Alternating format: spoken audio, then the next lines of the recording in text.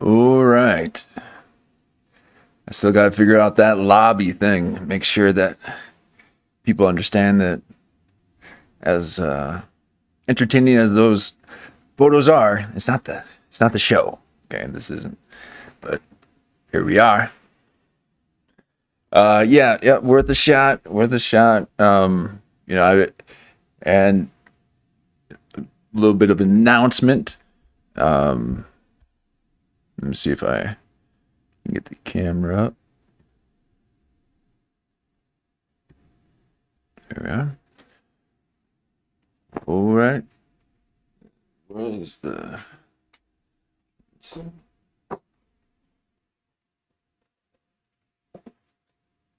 Got the. There they are. Uh, so I'm, learning the Discord world. I have no idea what any of that stuff is. But apparently you can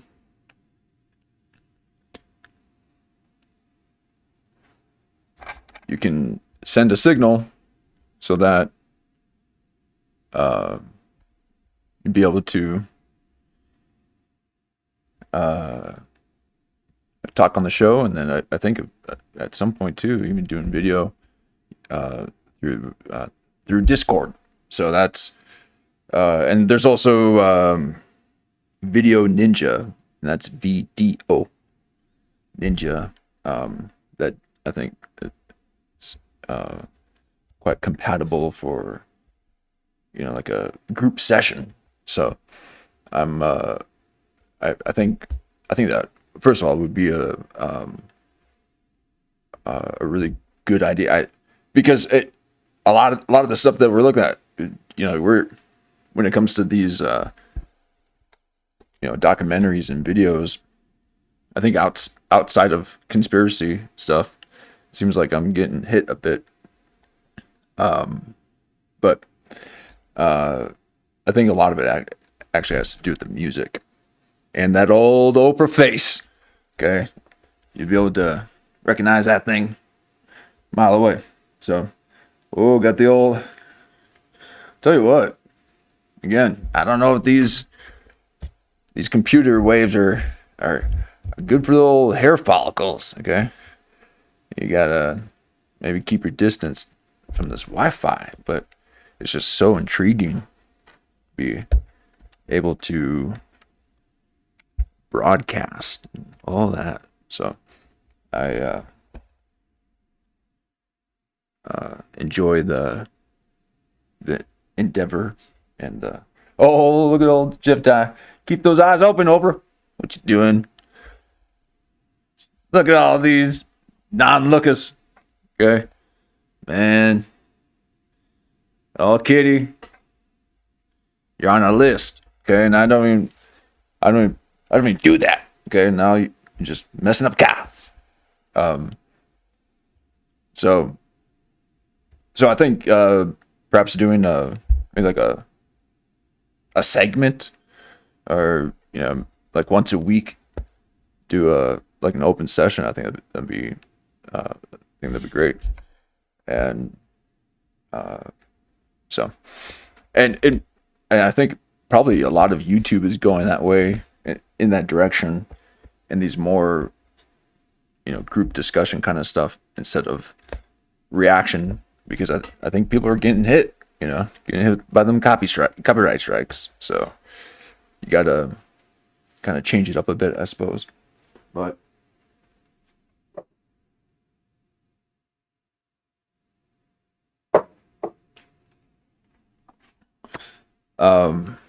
here we are now.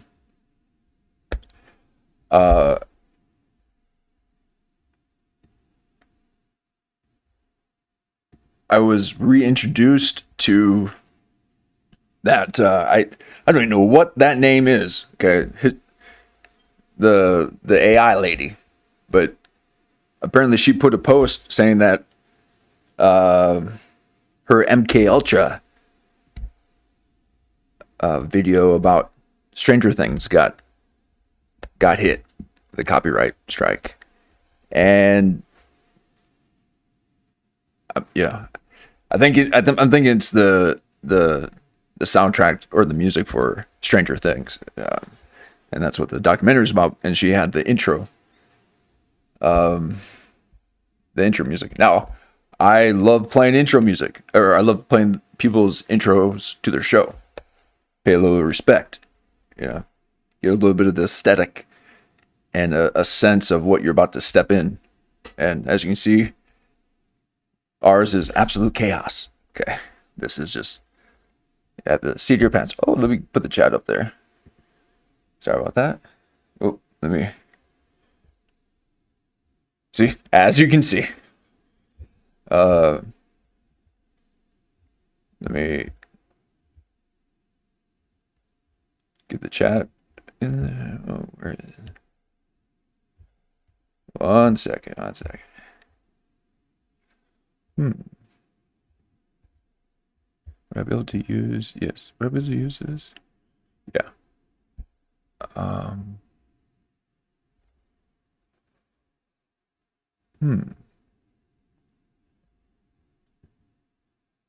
Yeah, that's not it. Where did it go? 1 second. Let me throw that link into the. Oh, there it is. Oh, I wonder if this will now be an old. Uh-oh.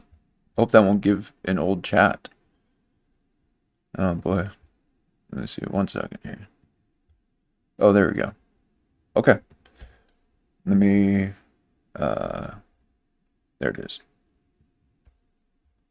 Just getting the chat in the old box here. I'm finding out that I got a good at least 30 minutes of little house cleaning as I hit that broadcast button, which I hope to God I did. Yeah, you guys are here. Okay. I gotta make sure I checked all the boxes here. So as you can see, I didn't put the chat in this box. So, maybe tonight I'll be able to get my rhyming back. I really missed that. I was all rhyming without even meaning to rhyme. Okay, there's the chat.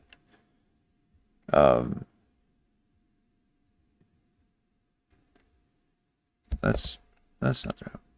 All right, 1 second. Okay, there.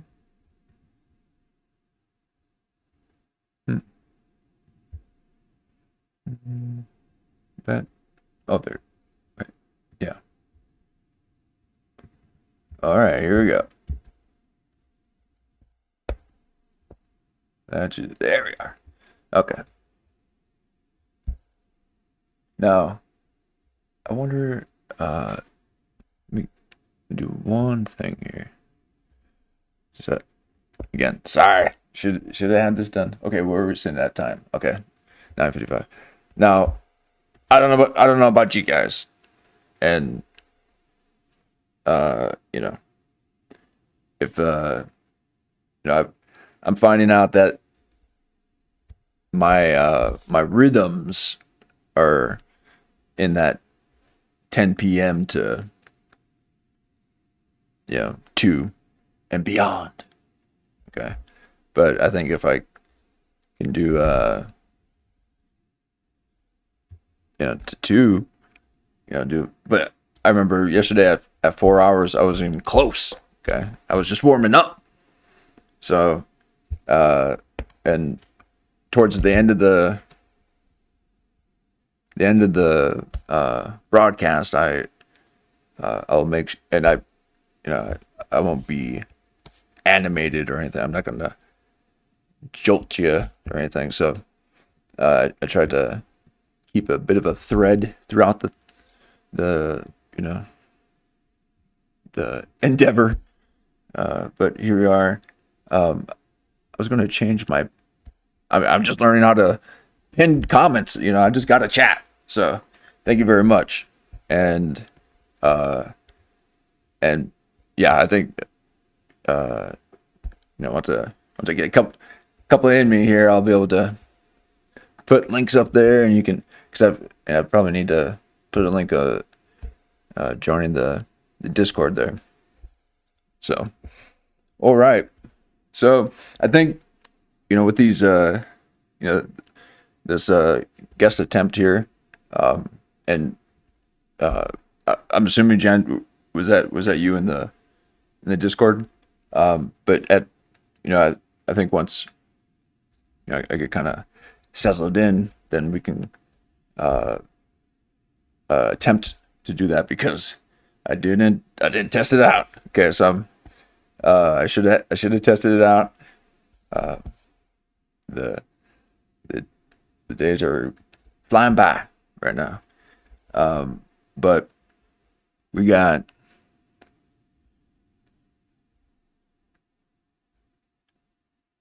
so I got okay, again.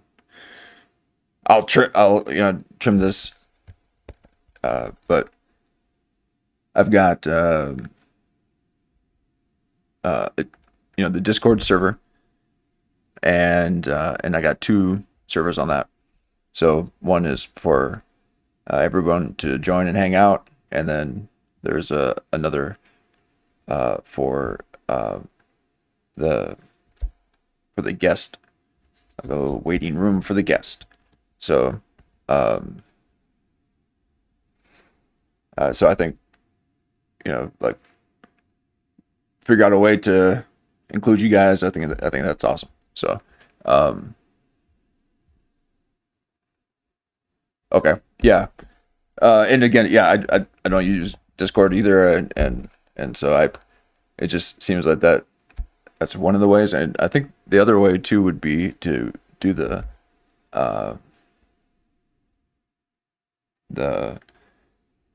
video ninja. That's just a web link that uses your either your phone camera or something like that, or maybe even just audio too. But all the prompts say to don't worry about the video too much. It at first, because I'm still trying to figure out my video. I haven't. I mean, hopefully I can host that. But okay, cool. Yeah. So let me see if I can pin that as a comment. The link to it again. It's like they don't really make it easy when you've never been on something like this.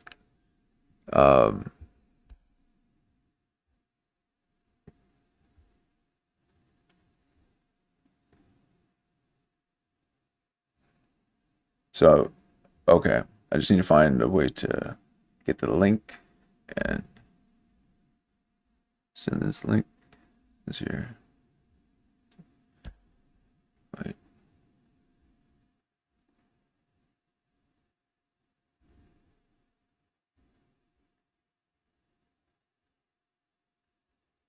Okay. Okay, I think this is it. So this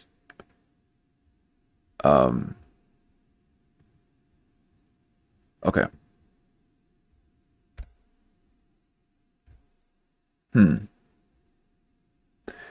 Well, wonder which one I should do.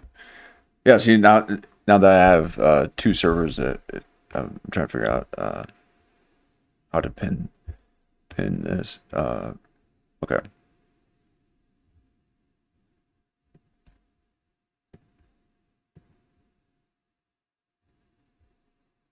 Okay. So, gotcha. All right.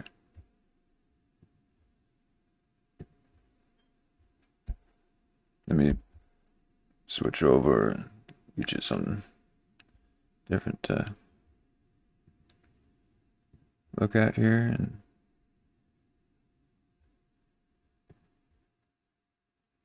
Okay, there we go.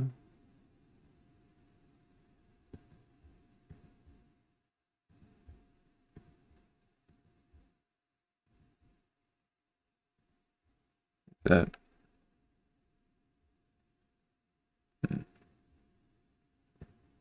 No, that's not doing it.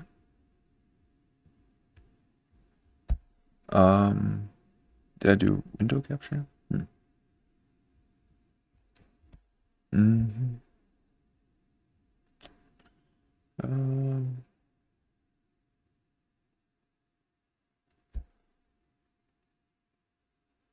okay. We'll get there, folks. We'll get there. We'll get this thing started. Just, uh, there it is. Okay.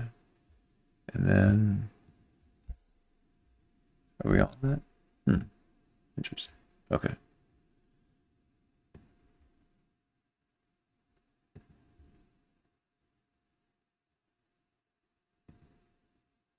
There we go. Oh, I just selected the wrong one. Okay. No, I should be able to switch right to that. Okay. All right, we got a little bit of a list here. Just a bit of a point of departure. But I've been, you know, right now I think a lot of the comedian stuff is kind of dry. Uh, Conspiracy kind of stuff. It's I've been pulled a little bit more in that direction for this season. I'm sure things like that will change up. Uh, you know, when the comedians decide to do things in the summer, but um,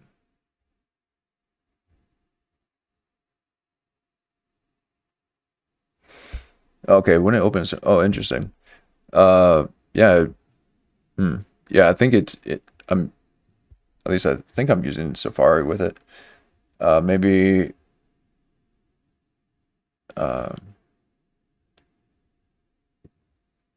hmm.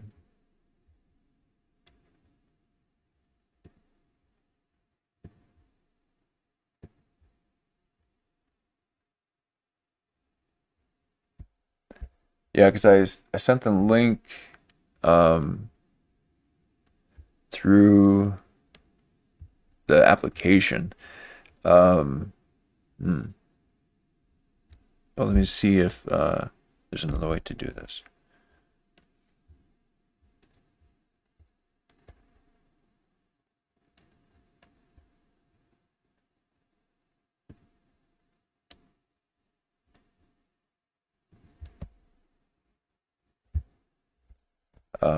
Maybe I'll go the web browser way.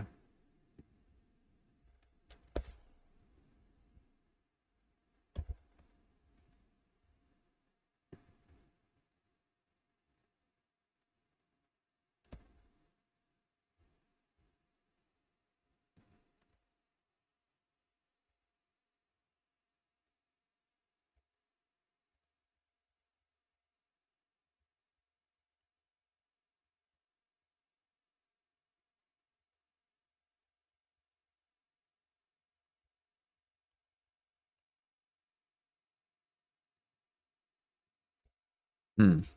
No, that's not right. Oh well, we'll get there. We'll get there. I okay. Well, yeah, that should be the link right there. Interesting. Well, maybe if I again, I've only seen this site like one other time, and so I'm pretty new at navigating it. Apologize. Maybe I should have gone over this before. Um, so it says invites. Um, hmm.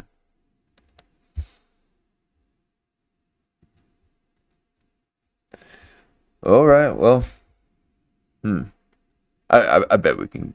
I bet we can get there. Let's see. There's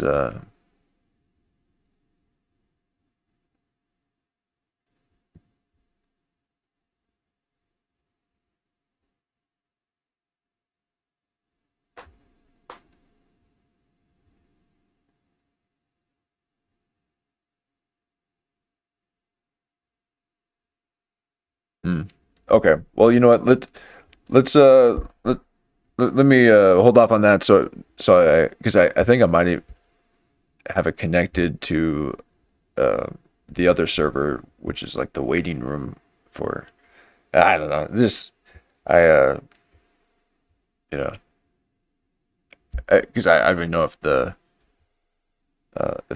link is correct in my OBS. Like you gotta put it in the OBS, but um you know yeah I bet I mean I wonder if I can just do it from here. Let's see. Okay, so let's do it. All right.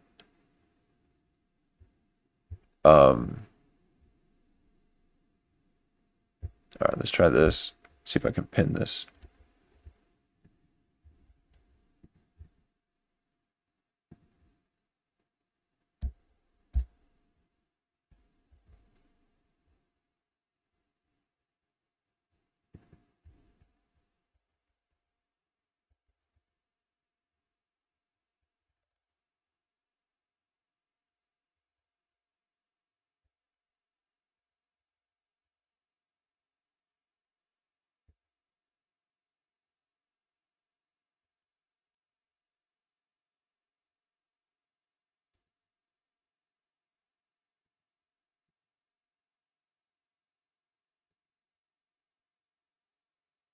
Okay, delete this. A whole lot of pinning comments today. Sorry. Let me. Oh, please tell me I can delete this. Um,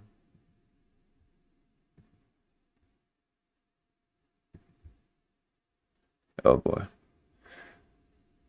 Well, be nice if I could delete the other pinned comment. Sorry about the multiple pinned comments. Yikes. Uh,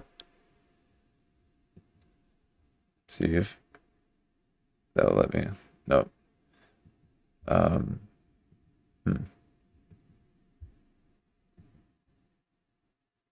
Oh, end it. Okay. Okay. So there's a link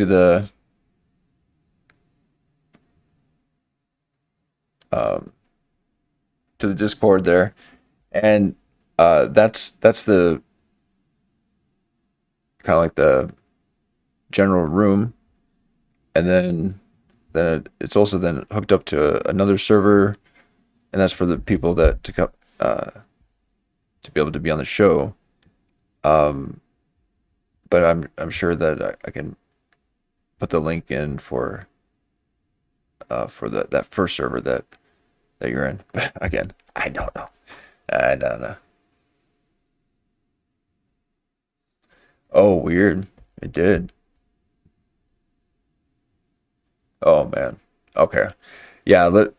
Yeah, and it just took me to a blank YouTube page. So okay.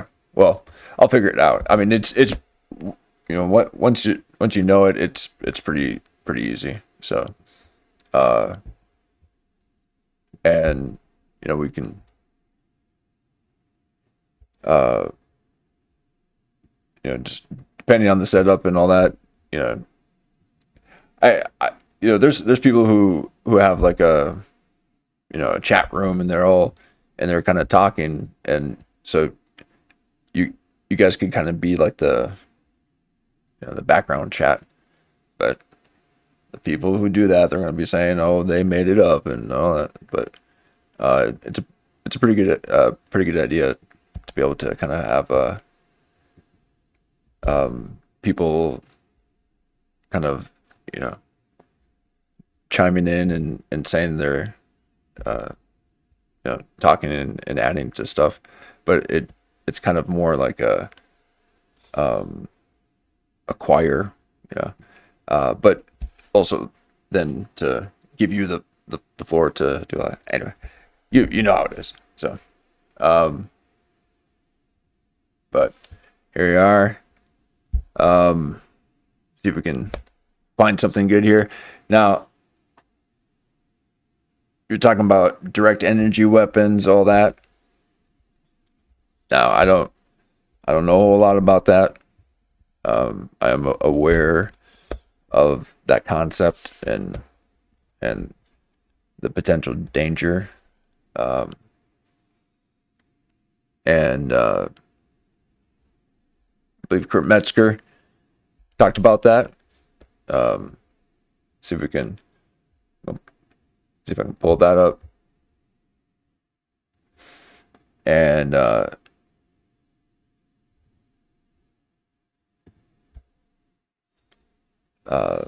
the use of direct energy weapons to create like different weather patterns, right? I mean, it's not just like the Maui fires where they're just beaming light. They might have a way to, through HARP to be able to charge the ionosphere, and especially when it's been seeded. And so yeah, I would love to learn more about that. And I believe Kurt Metzger had a pretty good take on that on his recent show, and I'm pulling it up right now.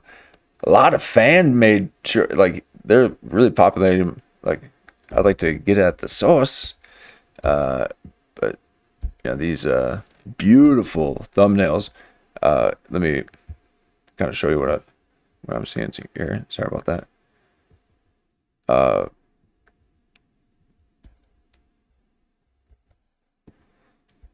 And we're just gonna, let's see if we can go over one of these guys. Oh, there he is there. Which one is this? Okay. Is that fan make sure? So let's see if they made a short about the energy weapons. Because I know I've seen one.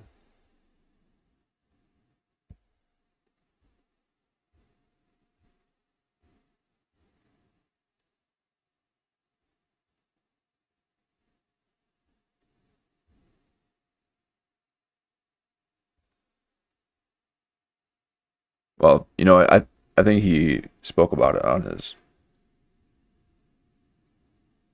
recent one, or maybe even on Rogan too. Yeah, I can't, gotta stay away from Rogan clips. So, all right, well, here, let me take the link down, that little junk link, and once I got to figure it out, we'll do that and make sure that link is gone here. Pen. Okay. All right. Well, see if we can.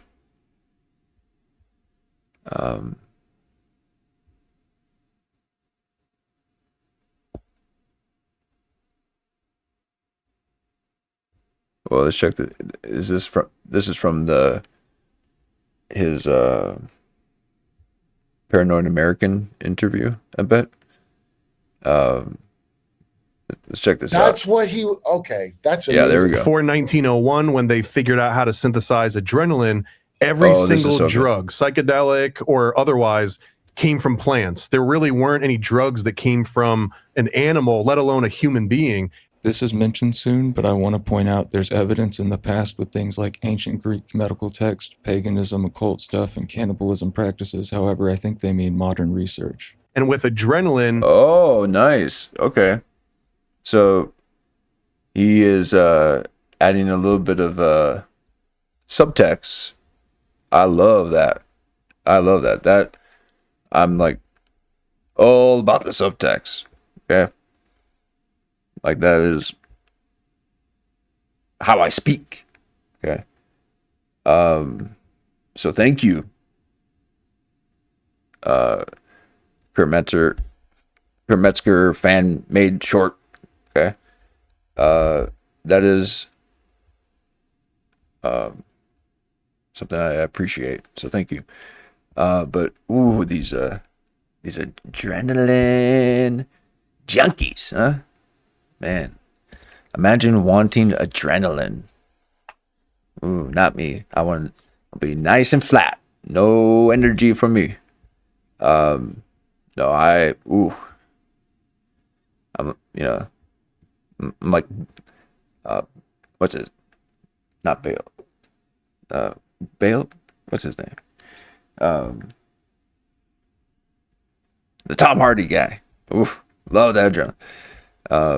It's Bale. Bale. Is that right? Bane. I bet. Yeah. So. Ooh. But we're in adrenochrome, and so no, he's going to start talking about how he can get his hands on some and these little eye drops, and I think those eye drops resemble, all the things that you see in the music videos or the movies that are out with the black dripping from their eye sockets. Could be this thing, where they're doing eye drops with the adrenaline, okay, and adrenochrome. Now, plenty of movies made about it, and there's actually a new one that's coming out. And if it weren't for the topic, and quite frankly, probably the individual, but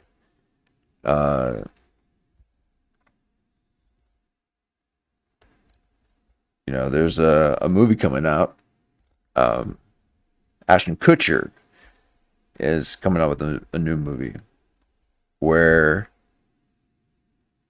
they are injecting themselves with this miracle drug that turns you into an attractive person. Okay, so not just keeps you young, but turns you into an attractive person. And then the side effects are they go batshit crazy. So, it's why I don't go to the movies anymore. It's just like watching the news. Okay, they're just telling us what's going on. Okay, so I'll just watch the news for that and have watch the real people do it. I don't need you to pretend to do it, and you're not pretending. Okay, you are doing it trying to get karmic retribution, so that you don't have that deep emptiness and shame and guilt for your adrenal drops. Okay, you ain't ever getting young. Okay, no such thing. That's the past mentality. Okay, you're all about the past. So people try to stay young, you just stay healthy. Okay, stay healthy and be your decade, for the love of God. If I see another 50-year-old man wearing a white ball cap backwards with a freshly shaved face, I'm gonna go ballistic. Okay, please be old if you're old. Be young if you're young. Quit trying to be older when you're young. Be young. Have fun. Okay? And when you're old, be old. Be gray. Be rickety. Okay? Quit reaching for things. Okay? It's all pent up inside you. You non-resonators. No, I need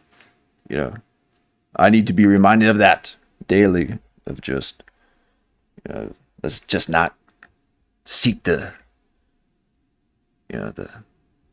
quick solution. Okay. I'm in it for the long haul, folks. I don't know if you've seen it or not, but there's a lot of hours back there. And it's just me warming up. Okay. So again, not about the destination. All right, we're just on this journey, and John here's got it all figured out. So don't know, wouldn't be able to do it without you, but no pressure. Okay, please, you can, but wealth of knowledge. So I appreciate that, and I also want to respect your sense of preserve your sense of anonymity, or what it is. So anyway, so I appreciate it, and let's talk about them adrenal glands, okay? But a lot of weird stuff happening in science, okay? And now there's millions of people protesting for these ideals, okay? Not even something within the immediate or immediate future. I mean, just an ideal they're fighting for. When why don't you just use that energy and that technology to get yourself young, okay? But being a puppet, except for I will do anything the chat asks me. Okay, so I'm that dancing Mariette. No, you ain't ever gonna get me to do anything. But no, I appreciate it, and you gotta find a little bit of that conspiracy gold. Now, again, I want to pay respect to the channels. Hopefully, not even showing the channel names. Maybe that's what's getting to me. Okay, I'm just exploring. So, and I'm not trying to do this every single time, but just want to make sure that these are people creating stuff, and now it's my turn. And now adrenochrome by proxy. Really? You've got drugs that come from human beings that That's never what, existed dude, before. that's what okay, that's amazing. Okay, so Nathan was saying that about people worry about adrenochrome, but plasma-based medicine. It all started with adrenaline in 1901. Before That is that, really there was something, man. Wow. there was no such thing as being able to take a drug from a mammal or a person, put it in you, and know that it would have a very specific effect. It started with adrenaline. Adrenochrome, being a byproduct of adrenaline, kind of gets folded into that. But the other thing is that you've got thousands of years of blood libel research and thousands of years of cannibalism and all of these practices where blood is being used to commune with gods and what have you, right? For thousands and thousands of years. But there was never really a scientific reason of, and here's proof that it works. Well, okay, yeah. I mean, this is a good one too. I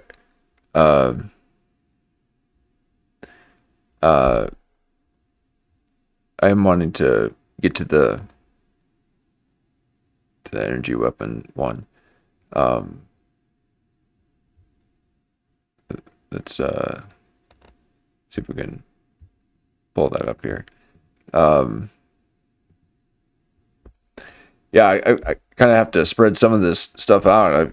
I'm just watching, or I'm just trying to kind of continue off where we left off, and there's so much with Kurt, and I also want to make sure that you give him a bit of space too, because I'll latch on. He's got a lot of good info. But his sorry, I'm trying to do several things at once here. The energy weapon, that's right. All right, let me pull up that link, and I'll let this play here. With adrenaline and with adrenochrome, now you actually have a secular, scientific placeholder for what used to require a belief in the supernatural or religion. Now someone can be like, I'm an atheist, but I believe in adrenochrome, and adrenochrome comes from blood, and it has all these properties to it. Now it's no longer a religious argument, which is a very unique time now for that to represent that. It's nice that there's without a doubt research and evidence, but I think a bigger problem is that people aren't aware and can't easily find the truth. But in this next clip, they talk about how it got its name. That's why he called it adrenochrome. It means the color of their adrenals. Transformative. So the first time that color was assigned to any kind of adrenaline, that's what essentially became like the birth of knowing about adrenochrome. This is like 1930 or so. And then what are those? Who are those? Wow. Oh, here we go. 1 second here. Let's see what this is. I don't quite know what this one here. Let me double check and see what this is.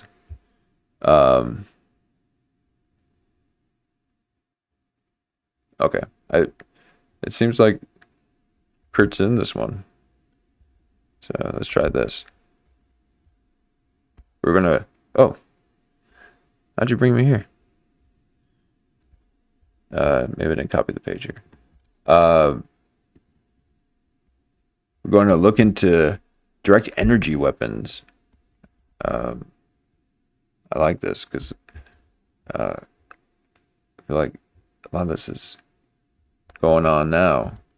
Like, what? All right, hold on 1 second. Let me get the... I don't know why it's doing that.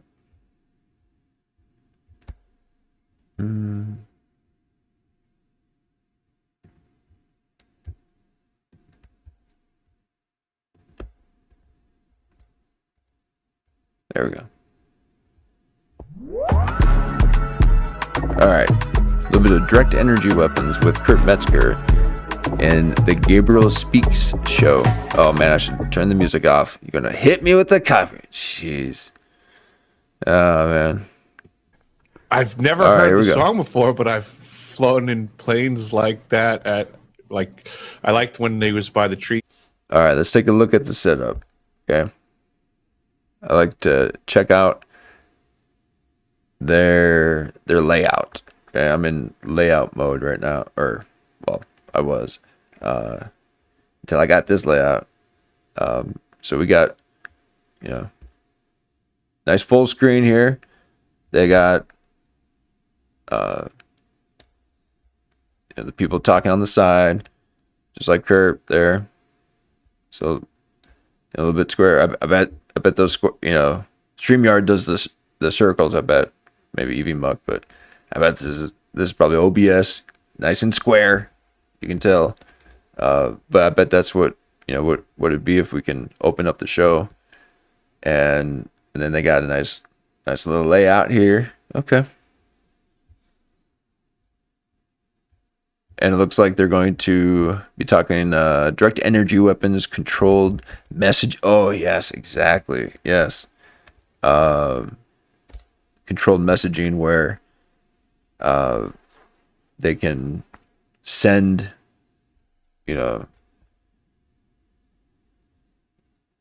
music to you or someone talking. And, yeah, it's pretty wild. Misleading narratives and Kurt Metzger. Okay. So again, this is why I can't be putting Kurt Metzger in my title, because I don't want people thinking that he's going to be there. So with this, it's it's looking like he's going to be there joining them. So let's see if that's the case. Or if they're going to talk about it like we do. Okay, they are talking about it, or maybe they're joining. Okay, okay, yep, they're joining with them. Okay, so here we are with the Gabriel Speak show. Give you a nice little like. Okay, appreciate your effort. But the river was below them. But I've flown with technically Mike Schauer, who's a politician up here and a famous fighter pilot from the I guess the Kosovo War. And we went down, and he likes touching the tires to the water and stuff like that. Yeah, he's like nice. Yeah, he's like a full-blown fighter ace during the Kosovo War, I believe it was. He was like the first pilot in like decades to get like ace status for, I forget if you have to shoot down like 3 or 5 enemy combatant planes. So, okay, so this is their pre-lobby. Yeah, I think you're right. I think it's like 3 or more or something. Something like or that, maybe right? in a certain. Okay, a lot of talking in the pre-lobby. Okay. I'm doing 100 things before I hit live. Okay, so you guys hang out in the lobby and do the old chat. Okay. And no, I'll do a little song and number for y'all. But here they are. They're waiting on Kurt. Okay, so old Kurt Metzger, he's got the all Hollywood delay effect. You gotta. He's in Austin. Sorry. So, he's never late. Okay. When he shows up, it is on time. So Kurt Metzger here about to rain down some knowledge on the old Gabriel show. I'll never name my show Gabriel. Okay, never. Name it Michael. Kind of time, but yeah, that's wow. Either way, I think it's it's badass. a career thing technically, but he apparently hit the mark. It didn't get hit for a long time, and I crossed paths with him up here doing some search. All right, we're gonna skip ahead to other planes because that's yes. That's about as bad as sitting in that lobby with them freak eyes, not even looking at you. Do you know that photo of Jason Baramis Banner? I just gotta call him Banner. That's not his eyes closed. Okay, that is his eye up so high that it disappeared. Okay, and Jeff Dye did the same thing. What is up with you guys with your little eye weird movements? And Kitty did it too. I mean, come on, it's just ridiculous. Oh man. So here we are. We're about to get a little curve. And when was it? Maybe 3. Okay, so 3 months in. Okay, so good. So had time to breathe, get a little, get some views to you. But Sam Hyde, we're coming for you. Okay, you got a day. All right, that's all you get, and then we're gonna watch your stuff. Okay, so and I'm gonna be putting your name on my title as if I'm about to do a show with you. Okay, that's what AI did to me. AI made me look like I'm doing a talk show with the name of a sitcom. Okay, I have a new sitcom called Going Live. It's a comedy. Okay, so and don't steal my idea, Kurt. Okay, you little script writer. I see that new CIA. Oh well, maybe I shouldn't say this, but he's got an idea for a TV show. A fan gave Kurt Metzger an idea for a TV show, and it's a phenomenal idea for a sitcom or like a comedy. And I won't say it, but he responded saying, "I'm writing that." Like basically, that has to be written, and it was that good. So I hope that's the case. But I mean, what are you going to broadcast it to? CBS? Okay, are we watching sitcoms? So I guess it's going to be some kind of Netflix thing. All right, but I think all that's gone away. So you got the old internet, you got the old AI, and stay away from them chips. But you can have your command center, but don't be doing any of that, installing. I mean, this guy right here can't wait for the day where he can just install a chip right in that old forehead of his. No, I hope when I'm that age that I have that much hair. Because, oh, God. I used to have 5 braids everywhere. Okay? Down to 1. Down to 1. And you ain't ever going to get it. No. I will not be one of those guys with the long hair. I forget that I even have long hair. I don't consider myself a person with long hair. I don't have long hair. I have an energy weapon. Okay, so it is direct energy weapon. No, I think long hair on men is a bit, kind of, it can be a bit unkept, and so I like to keep mine high and tight. So I don't have my hair flinging around everywhere.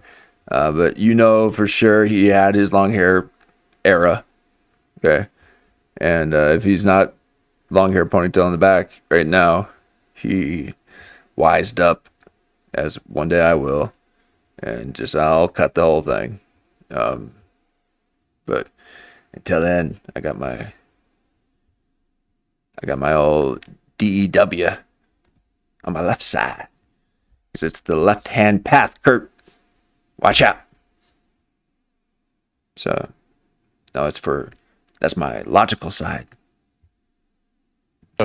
Yeah. Wow. I'm thinking like this, so he was, do you know what he was flying? I don't know what full blown low. And Wow. it was super interesting. Well, that song is all about staying under the radar because he's got a load in the back, if you know what I'm saying. That happens up here in Alaska too. Yeah, got some of that nose candy in the back there. So he's got to keep it under the radar. Treetop. There you go. Yeah, yeah. So I saw. All right, let's get back. I don't mind getting a little sense of who they are, and because how the heck are you going to be talking to Kurt? How the heck are you going to be talking to Kurt? No, you guys seem like I have a great show.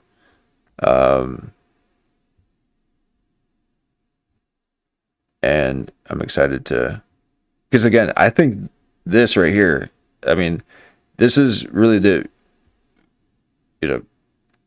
everyone's doing it now. And I was kind of doing something else. I like to do my zooms and my analytics of the facial features of life.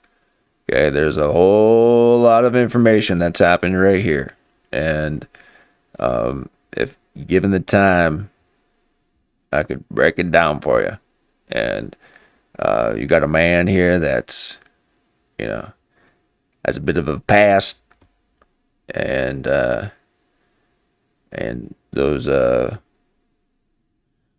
glory years, you just power through each day. Just remember those times where you just hang out underneath the bridge. Okay, so get your act cleaned up.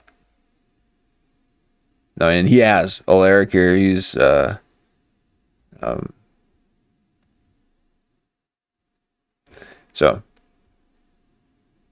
and this guy right here, old Gabriel. All right, so he would just as much to slap you than to smile at you. Okay, that smile means,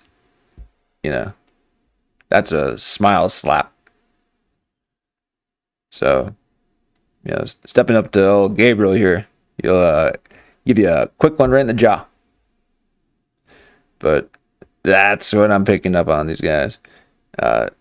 They seem to be fine, but how did you do that background? Oh man, you got the old Mersh effect back there. So I'm coming for you, Mersh. I'm going to give me a nice little backdrop like you got. Love them colors. I don't know how you convinced me. Well, I can see how it's beautiful. So you got all nice little purple rain back there. So here we are, old Kurt Metzger. We're just here for the ride. I typically get in some time chats. Fast forward a little bit here. It's brain is in high gear constantly. Yes. You know, and that to me is interesting because he's talking about Kurt, maybe. You know, his brain. I'm gonna back it up and see if he's talking about Kurt Metzger here. Because I mean, I say this lovingly. Kurt's a maniac, so it's like the stuff that comes out of his head. You know, it's like these are the type of people that I really enjoy engaging because his brain is in high gear constantly. Yes. You know, and that to me is interesting because effectively what you're witnessing is him connecting the dots. So I know a lot of people find it frustrating. Oh, I got a few dots I'm connecting right now, Eric. I love connecting them dots. Okay, I collect them too. I'm like Pac-Man with all my cerebral dot collection, connecting. So, what you talking about? Connecting dots. But sprinkle a little respect on Kirp's name there. He's saying that he's a little manic. No, he is quite crazy. Jump from topic to topic. Thanks for joining the chat. But to me, that shows a level of intelligence and the fact that he's like Thanks actually chat, a professional comedian and writer. Jesus, you know, weed man. It's just his brain goes to places Thanks for hanging other out. people's brains don't go. We're looking for energy weapons from Kurt Metzger, and please chime in and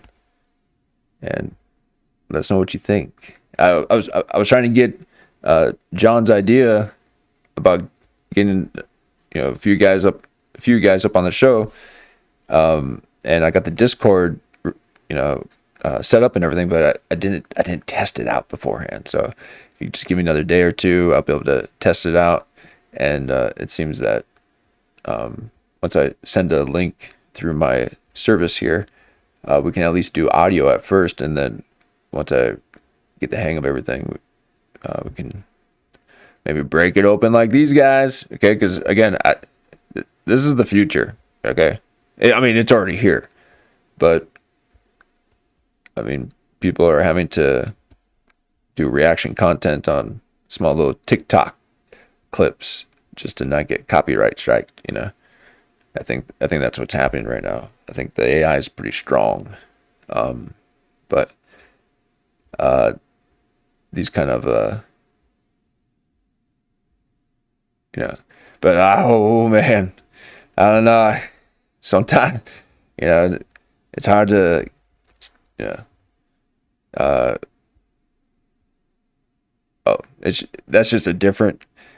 that's just I'm not much of a person to interview other.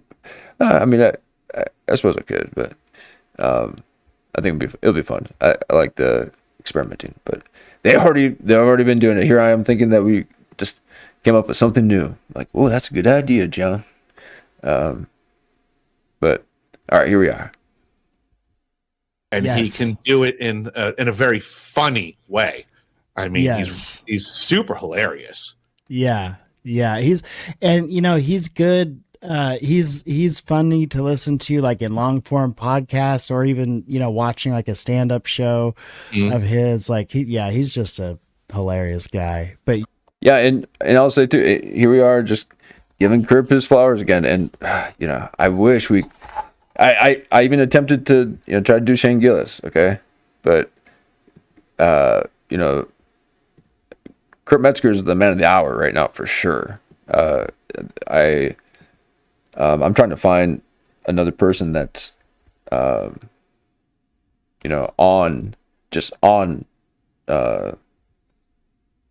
mentally as much as he is right now, and but anyway, and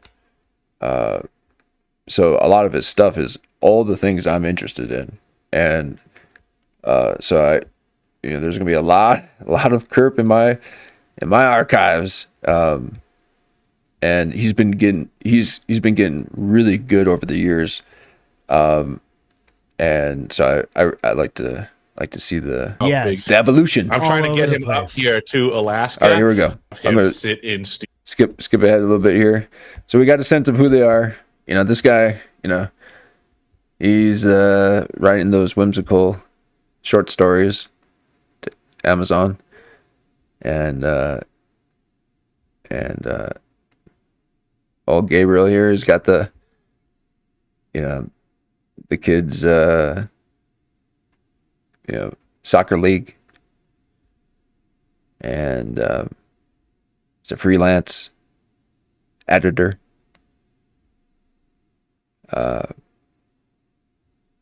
Nice little combo here, and they're about to interview or have a little fun time with Kurt Metzger. Awesome. So on my Let's skip ahead here. I mean, you can go Mr. Hecker and Metzger just this morning. See, that's going to be me trying to get you guys on here. Like, oh, here we are. Oh, wait. Oh, no. Oh, are they not interview? Or are they just doing that while they're waiting for him? Let me see here. I thought they were going to interview. Oh.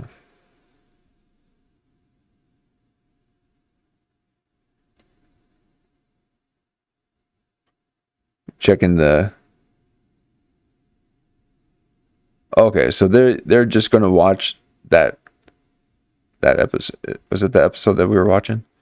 Oh no, the episode that he was in, maybe. Okay. Oh, okay. Yes. All right. So that's what they're going to be watching, the episode that he had done with Kurt Metzger. It seems like. Because her Secret Service vehicles, I noticed, were. So this is Eric going a little meta. All right, that's a little bit of a slippery slope if you have a character voice. Okay, so lost mine because I heard it back. Okay, that's why all them actors never watch their stuff back. You lose your voices. So thanks a lot, Kurt Metzger. I guess I don't have the recessive. Okay, but yeah, lost all that because I listened to myself back. So never listen to yourself back. Lost all the voices, and what happens is that you become self-conscious of it, and you hear yourself doing it, and then it sounds inorganic and fake. And if you're someone who is true to themselves, you would never do that. And you have to allow it to, organically get there. Okay, so at least that's how I gotta do it. But he is watching his show on his own show. Now, there were a couple of times I wanted to do that because of that Shane Gillis clip. I can't find it. I can't find that Shane Gillis clip of him talking about Nick Fuentes with Matt McCustard on the couch and another friend of his sitting at that dark table, like not a single light in sight. Didn't think to put the light in front of them while they filmed themselves in this random chaos of cables. All right, this is one of the top comedians, and not even just top in the comedian, underground world. It's a money-making man who can't quite figure out how to just not show his crotch while doing a podcast. Okay, we don't want to see your legs ever. All right, that's why they have the camera set up like this. Okay, no one wants to see legs. But we got Hecker was on.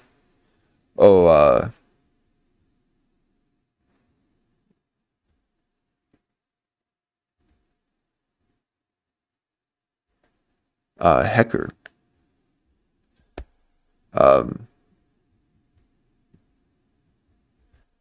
Hecker was on. Maybe I'm drawing a blank on that.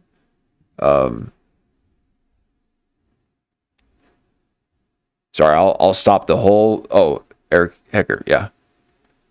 Eric Hecker was on.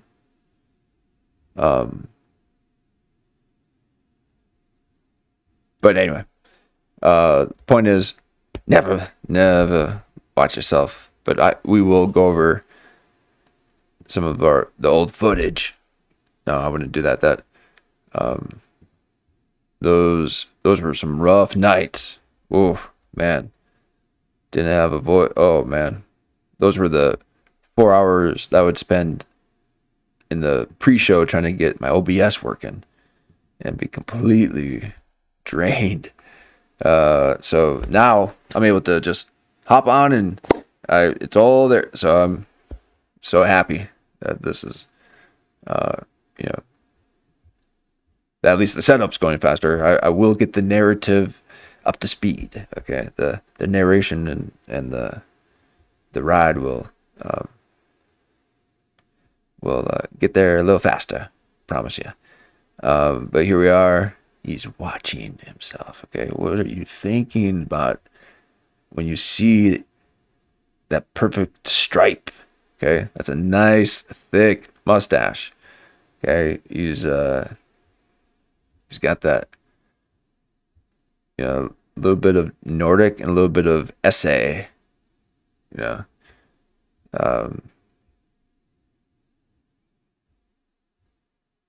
But yeah,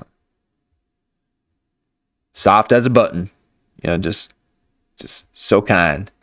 But here we are. We're perusing the United States Antarctic Program facility there by the airfield, and where they issue us the clothing and stuff like that. I even got a picture. I got a picture of one of the vehicles because I just was like, "Oh, look, yeah, that must be ours." Probably looking for. Now, real quick, I didn't know what I was going to think about this moving backdrop, but I like it. I don't mind it. It's a little distracting, you know. Like I like a darker backdrop, but not too bad. Not too bad. So they're kind of they're probably, you know, maybe a few minutes into the interview. To your children to recover from the accident. Oh, absolutely.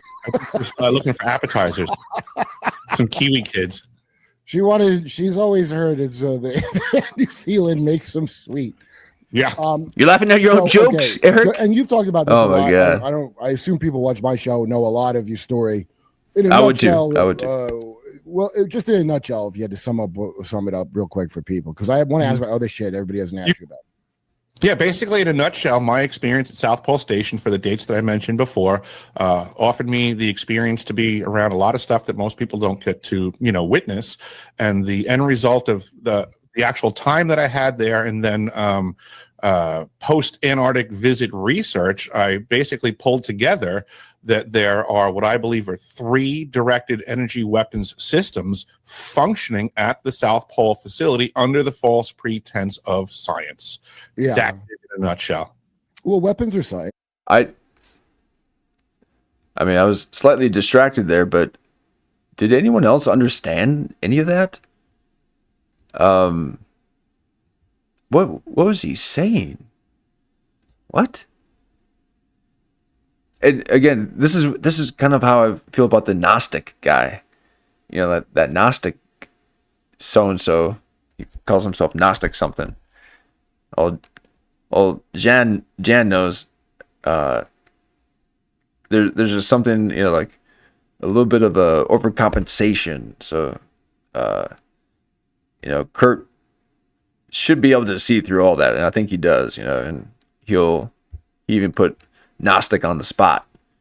It's like, yeah, where's that? He goes like, oh, in all these books. It's like, oh, okay. No, but he likes to make sure that, you know, he wants to know where you're getting your information from, but he never tells anybody his source, though. You know, come on, Kurt, tell us your source. But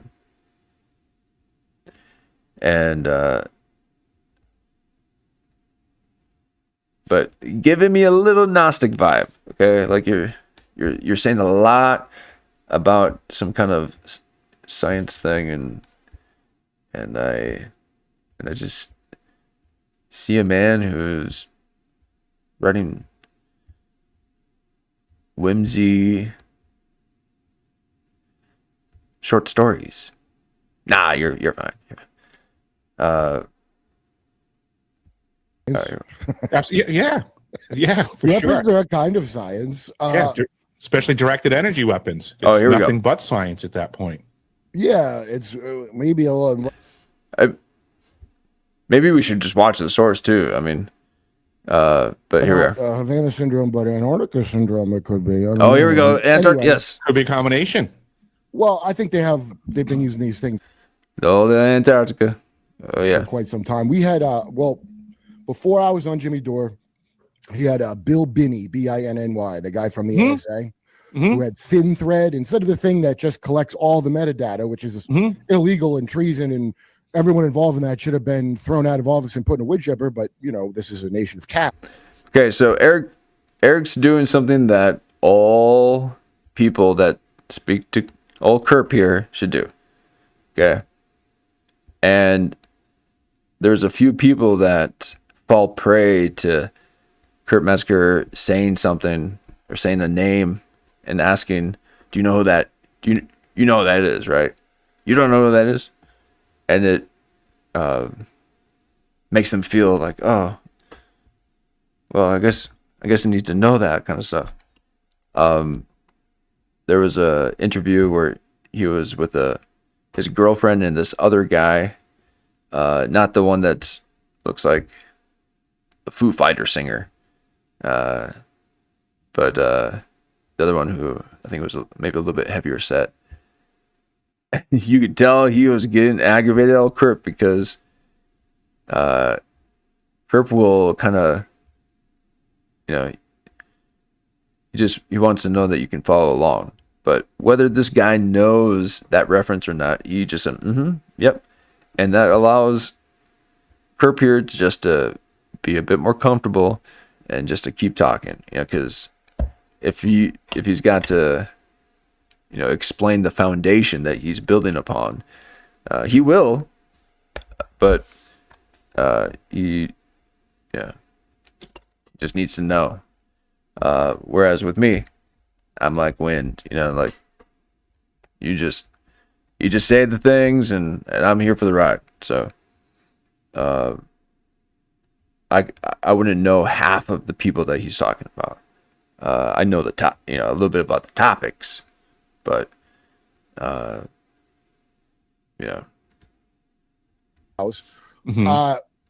Binney, the NSA tried to screw him. I wish I remember the story of how he made sure they couldn't screw him, but they couldn't.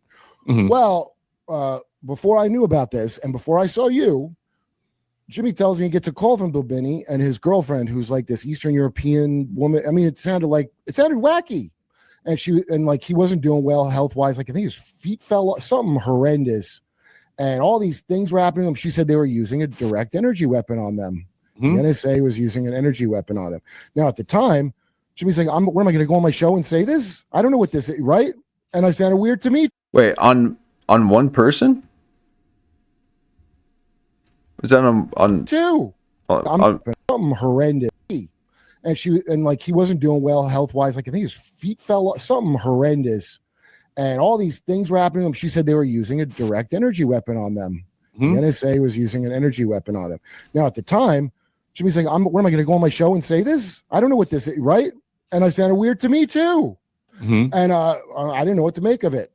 And then a short time later, we could do a story that the CIA is paying out, what do you call it? Not restitution. When they have to pay you because you got injured on the job. They're paying that out for Havana syndrome, the thing that they just like a month before debunked.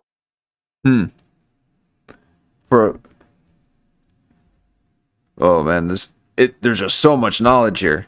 Call it not restitution. When they have to pay you because you got so injured on the job.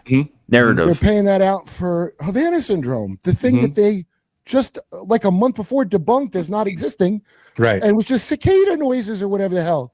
Oh, but they're giving out 6-figure settlements to all the people who are affected by it.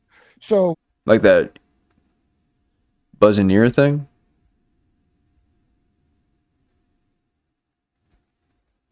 As soon as I heard that, I go, why would they won't even pay settlements on shit that they did do?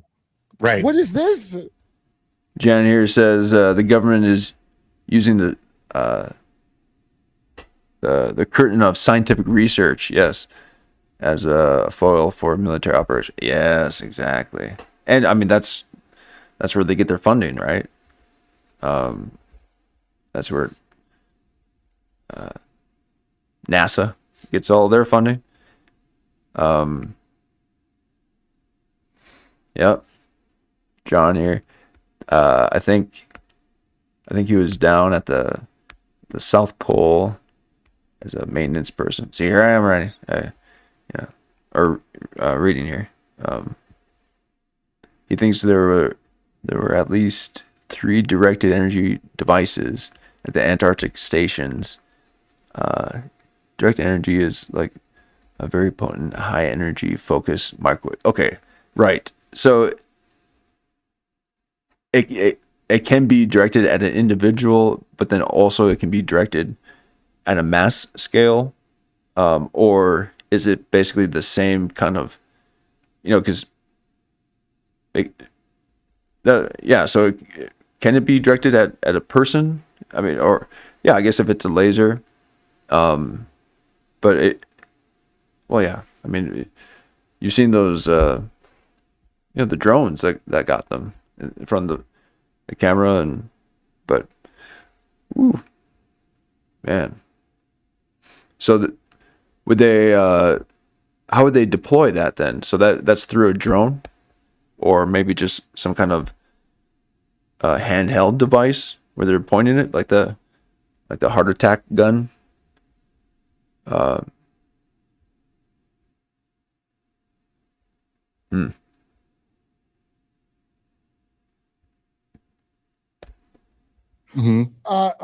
And also that's what tells me how it's not Cuba and it's not China and it's not Russia.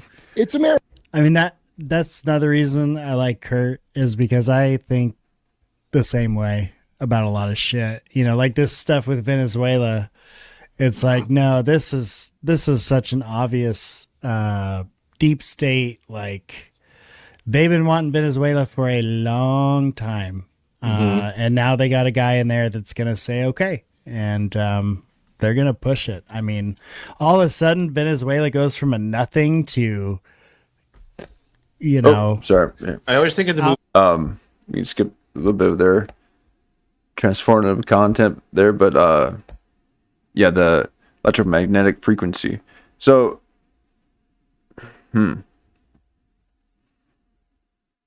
yeah.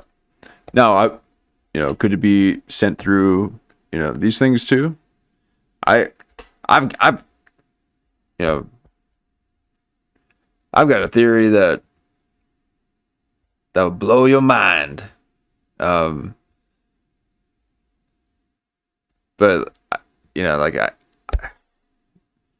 anyway, maybe maybe there's even a signal in headphones that can, or I'm sure they can take your phones and send a signal too. Wild stuff. John says they are also directing microwaves into the ionosphere and controlling the weather. It can be deployed on various scales, from small to massive, from narrow to expensive. Yeah. Okay. Yep. So they can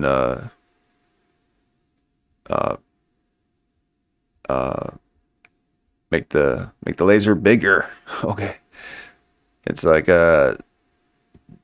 going to the little edit button on your pictures, and you get to get that wider Sharpie. So, but yeah, I've seen the ones that are attached to those ships. So those are, and then the ones that are on drones. So I like to,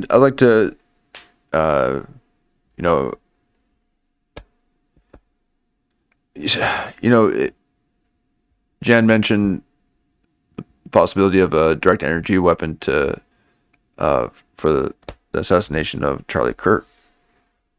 And I wonder if that's what happens to the human body, because I'm definitely a bit, I'm leaning more in the exploding lapel mic, but if that was a direct energy weapon, and it, it's just like a laser, that thing kind of,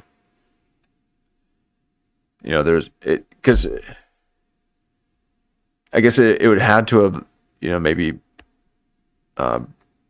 broken the sound barrier or something, like making that crack, because is there that propulsion sound that comes from them? Because again, everyone described the shooting as like a cracking noise. So that could be like one of those rail guns, and those rail guns, they kind of make that sound. Yeah, I got all sorts of sound effects. They're using biochemical markers to gene. Oh my god, yeah. Genes in mRNA. The old CRISPR. I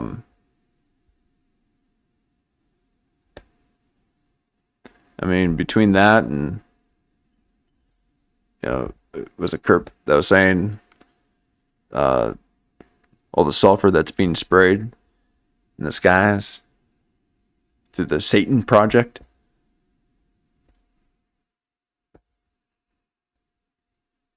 Wild. I'm gonna let this play, and I'm kind of curious to get to the original source, but I think that's okay. Be half baked when they talk about the dog and the story of the dog, and then they wrap up. Killer the dog. Killer the dog, right? And then when he finished the story, he goes, I think it was more complex than that. More complex than that. But that's like, whenever I hear anything that people are discussing, no matter how wild it is, I just simply want to follow up with, I think it's more complex than that. Yeah. Oh, well, yeah. So with Venezuela, it's like all the drugs are coming from the southwest border. Mm-hmm. So why are we blowing up boats, possibly violating international law, coming from Venezuela? It must be whatever the mass. Was that what you're saying, John? Something about the sun? Or the the alternative media on the internet that can't possibly be invested in by the exact same agencies for much cheaper and broader, and just telling a different story. Yeah, right. It's or okay. Investing in. I'm gonna skip ahead here. Yeah, I like their their insight.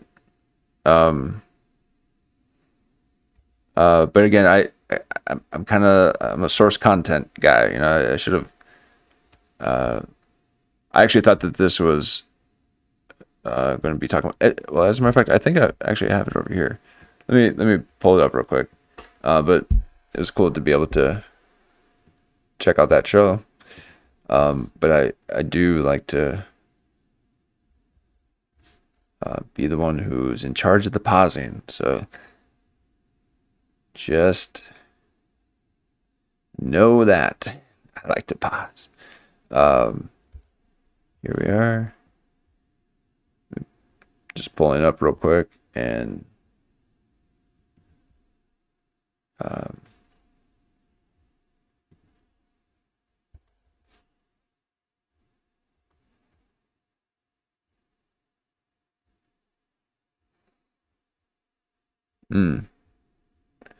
well, maybe there wasn't a.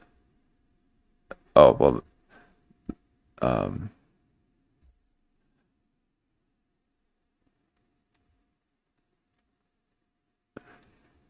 Because that was on Kurt Metzger's page. So let's see that. And what was his name? It was Eric something.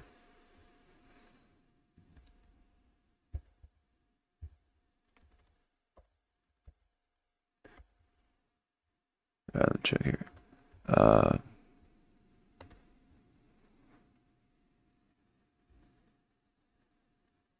Okay, deciphering TV. Okay.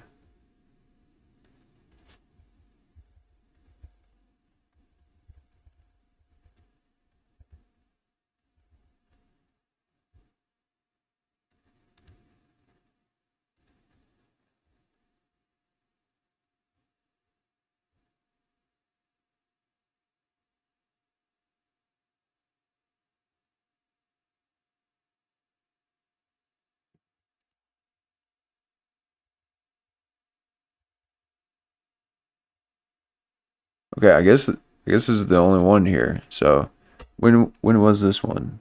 2 months ago. Okay, so this might be it.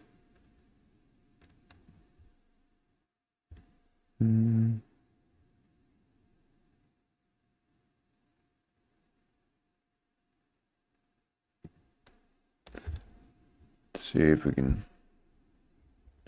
do that.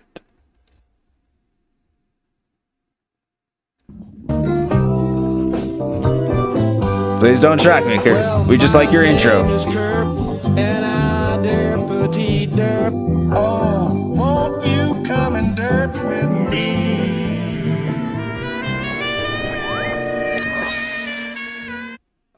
Yeah, Jan. You know what? I think there might be a way to get the chat synced up. I think that's on my part. It should be. It shouldn't. I don't think there should be a delay on the chat, or maybe there always is. But I'll look into that, because I think that there is a way to at least shorten the gap by a second instead of it's probably 20 seconds right now. So if that's what you're referring to.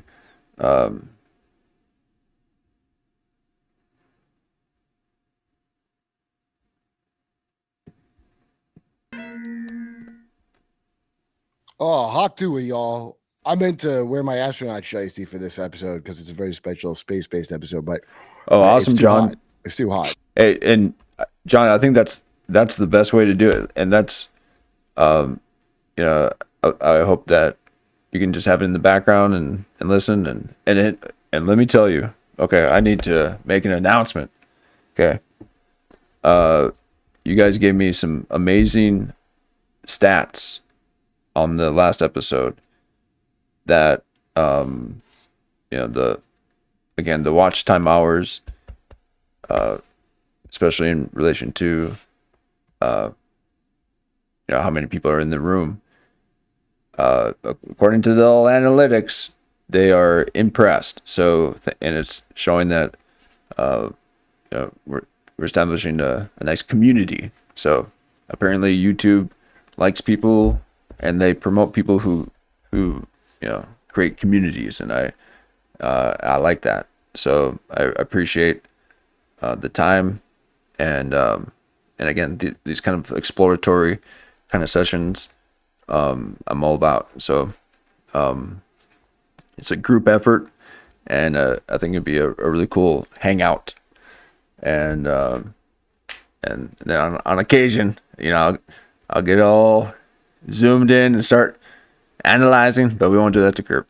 So I very much appreciate it, and appreciate the returning it, so that they see all that. So they for a new channel, they said, wow, that's impressive. So thank you very much. Oh, and here we are. I can't be expected to do but yes, it. Just very I like having so the background noise. Yes. Good old Hawk to a hat. And if you're into crypto, I'd like to recommend Hawk to a coin to everybody out there. Hawk to the moon. But we don't have time for that, because right now I got to bring on a friend of mine who you may have heard of as the Raytheon whistleblower. That's where I heard of him. And then I met him because I did Roseanne podcast. And we chat from time to time. And he's done a Jimmy Dore show, and he just did my boy Dark Journalist show. So please. I haven't watched a few past few episodes, but I enjoy Jimmy Dore. Especially now that Kurt is kind of doing this full steam. Even Kyle Dunnigan said that he's doing Jimmy Dore 3 days a week. and doing all this. That's a schedule. Okay, he's doing a lot, and then still providing time for people like Eric Hecker, or even just other shows that dive into this kind of stuff. I think it's amazing. But here we are. Please welcome Eric Hecker, the Raytheon whistleblower from the what was it 2 years ago? It was like an alien titty peak hearings. Yeah, over in DC. Yeah, the DC. I'm going to something with Michael Schellenberger tonight, dude, and because we saw this, right? They showed the intro, or did they start a little bit ahead? That journalist, because he's the one he was talking about censorship and how we're going to skip ahead. We saw this part, but already I'm glad that we're on this. Okay, I like the black and the thumbnails, and I don't like all that noise, So this is nice and clean, and it's a great spot for then people like us to hang out within your show and participate in it, and so I like that. So already kudos to Mark, okay, because that he made those thumbnails bigger. These used to be tiny, and I kept at him. I'm like, man, Mark, make your thumbnails big. And there's a couple of times that Kurt Metzger and had mentioned to Mark that he's like, looks like Mark's getting a little bit of hate for sewing or something like that. So they read my messages, but here we are. So thank you for this beautiful layout, Mark, and they're all StreamYard corners. Is that StreamYard or EV Muck? See the other ones, nice sharp corners. That's the free OBS. Thank you very much. But California sucks. And then he suddenly was on News Nation talking about the UAP hearings, which again went absolutely nowhere. Right. Much like all the hearings. Yeah. Went nowhere. Right. Why do we even have hearings? Is it just to distract me? I don't know. Curtis, because COINTELPRO said so. Well, yeah, if they think it's best, then I think we should do what they say.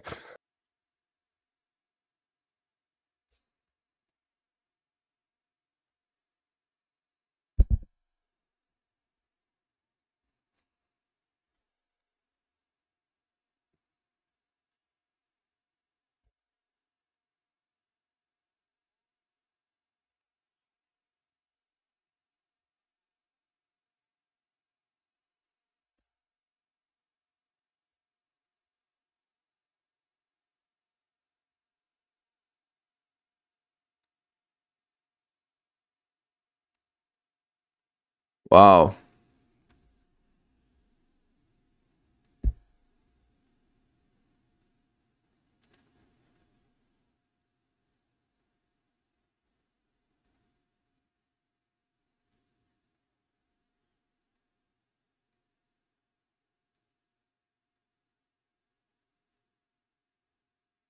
Hmm.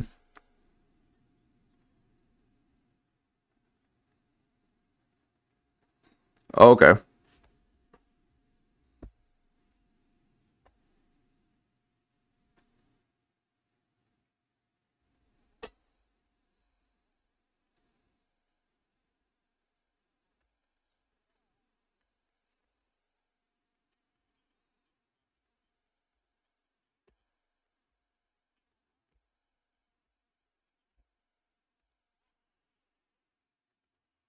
Right. Now, is that is Raytheon like a military tech company like Palantir? Are they like an umbrella company? Or is it strictly weapons?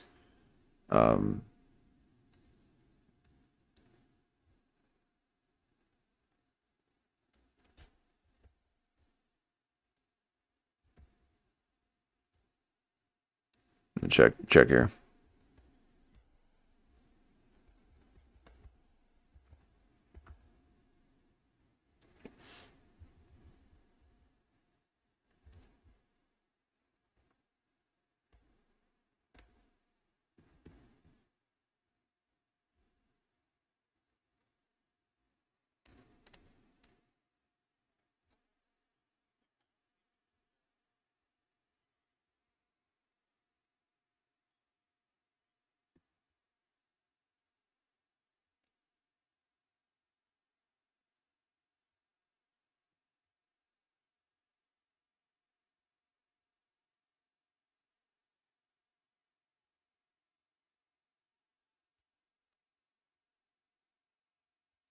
Okay, so it says here Raytheon is a business unit of RTX Corporation and is a major U.S. defense contractor and industrial corporation with manufacturing,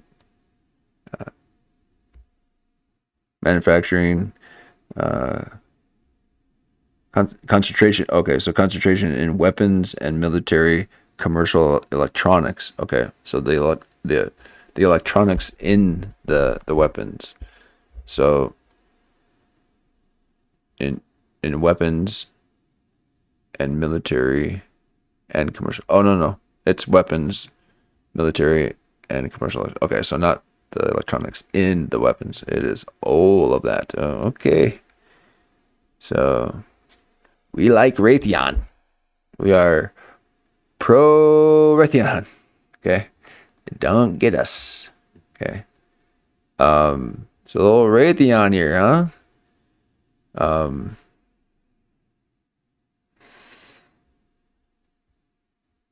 So yeah, yep. John said they're a massive. John says Raytheon is a massive missile, and what is that word? Avinix. I don't even know what that is. Huge defense country. Yep. Missile and avionics. Oh yeah. Oh, avionics company. Raytheon is known for the famous AIM-9 Sidewinder missile. Oh, and just about every other tactical missile. Interesting. Nice, John. Did that have to do with the bunker buster that all Trump dropped on? On Iran?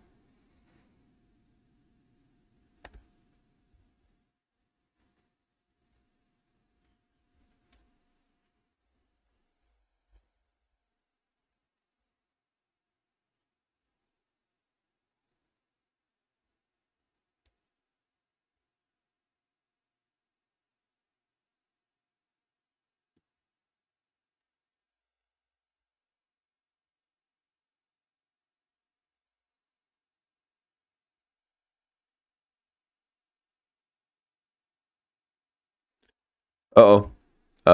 My apologies. It looks like it's frozen. Oh boy. 1 second, folks. Let me unfreeze the...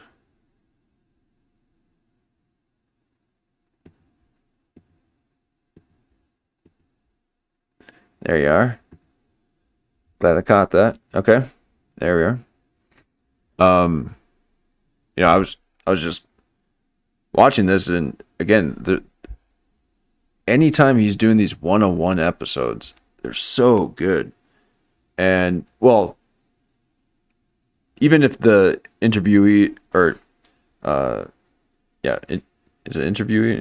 interviewee is maybe not up to Kerp's expectations, he can still have a bit of fun to pry. He'll check to see if they know what they're talking about, and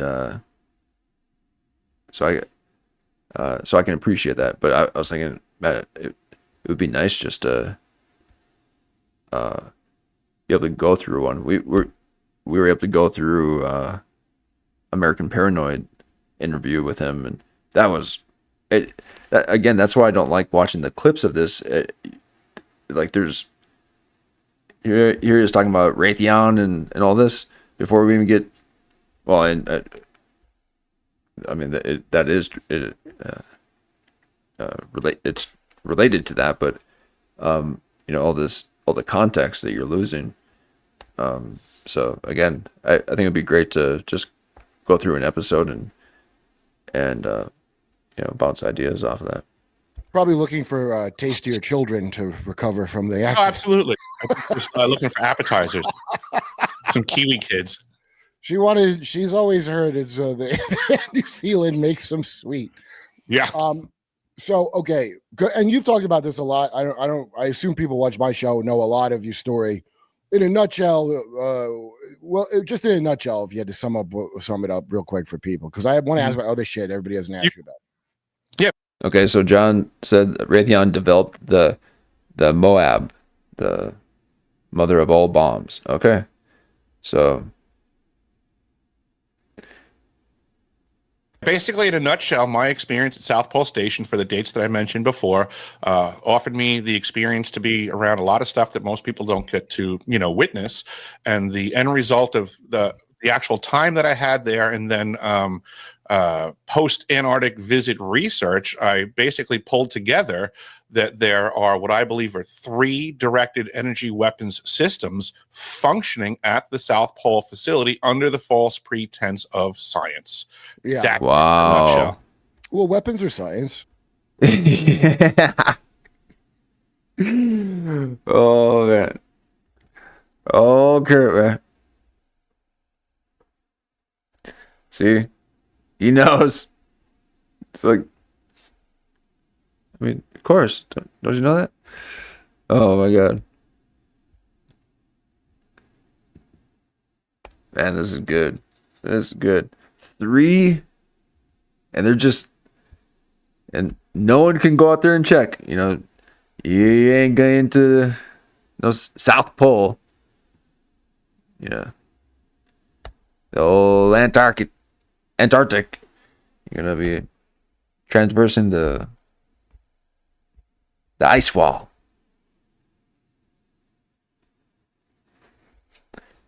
Who was the pilot?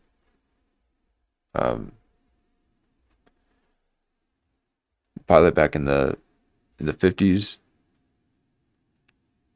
that flew and then talked about it, and then he died right after it. But yeah, that'll explore. So no one's going to get to that. I mean, I'm under the assumption that there's parts of Antarctica that are that don't have ice, or if the majority of it is ice, it's all underground. Everything's underground, and that has to be what Star Wars was about, right? Star Wars, The Emperor Strikes Back, the last one, was it? Where they were in the winter storm. He climbed into that old wildebeest, get all soft and warm. I feel like that was a way of George Lucas talking about Antarctica. Am I way off on that? I could be way off on that. But those are direct energy weapons that they're using. Yes, John said Admiral Richard E. Byrd, yes, explored Antarctica in the Operation High Jump. Yes, Operation High Jump. Thank you. Yes.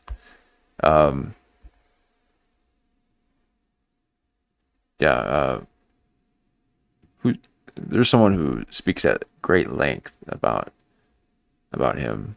It might be Control Alt History. Oh, I'm so glad that I figured out where my copyright strikes were coming from.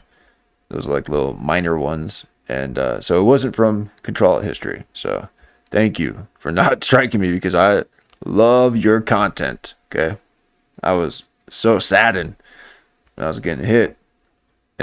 it seemed to coincide with the Control History coverage, but it was in fact that damn old Stranger Things theme song. So that was my MK Ultra deep dive, which I'm getting thirsty for more. But this is absolutely terrifying. So terrifying. And John, you were saying that with these weapons, so they're really not pointing it, some of them, or maybe all of them, they're not really pointing it at somebody and shooting them with a laser. Some of them, some of them are like that, but then maybe these ones in Antarctica are the ones that are, charging up the subatomic particles in the ionosphere. Is that what you guys would think would be the type of direct energy weapons there? Because you ain't gonna get to California with that shot, so maybe they're shooting it in the air, doing something with it. Absolutely, yeah, for Weapons sure. are a kind of science. Especially directed energy weapons. It's nothing but science at that point. Yeah, it's maybe a little. Havana. It's all particle physics, right? Like what besides the the engineering stuff, what other type of science would be involved? It would be particle physics, nuclear. It would be nuclear.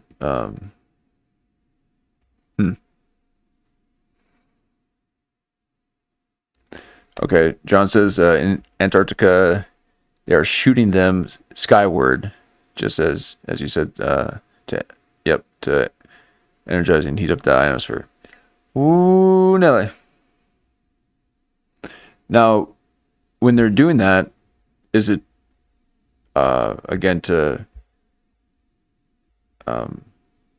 okay, so they're probably trying to mess with the barometric pressure in the sky to create large cloud storm or large cloud masses and all that to kind of create storms like that, or would it or is it one of those things where they had maybe a year or so ago somebody had shown that there was these electric surges that were happening all throughout the United States, and they were thinking that it might have been like the 5G towers emitting this like burst of some kind of electric magnetic wave periodically. It was almost like pulsing. It was doing that on occasion. So it was almost like somebody was, kind of, basically hitting people with these these EMF waves. Syndrome, but Antarctica syndrome it could be. I don't know. Anyway, I got OBS combination.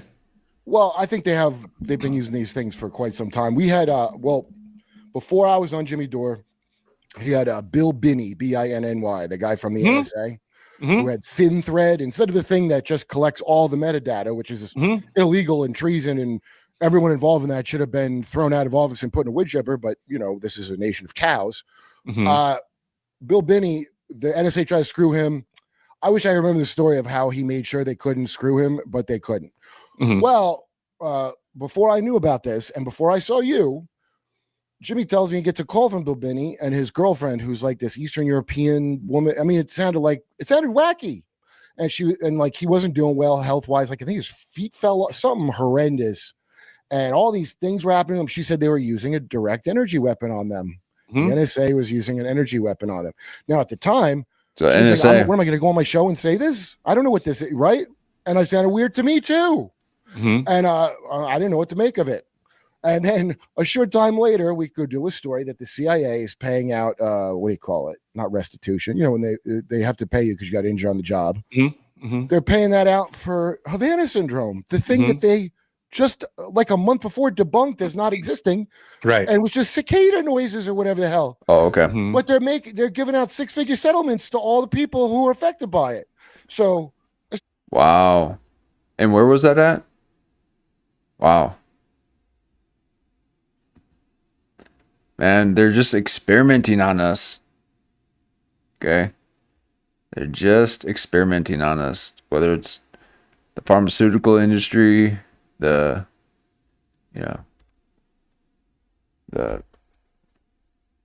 food industry.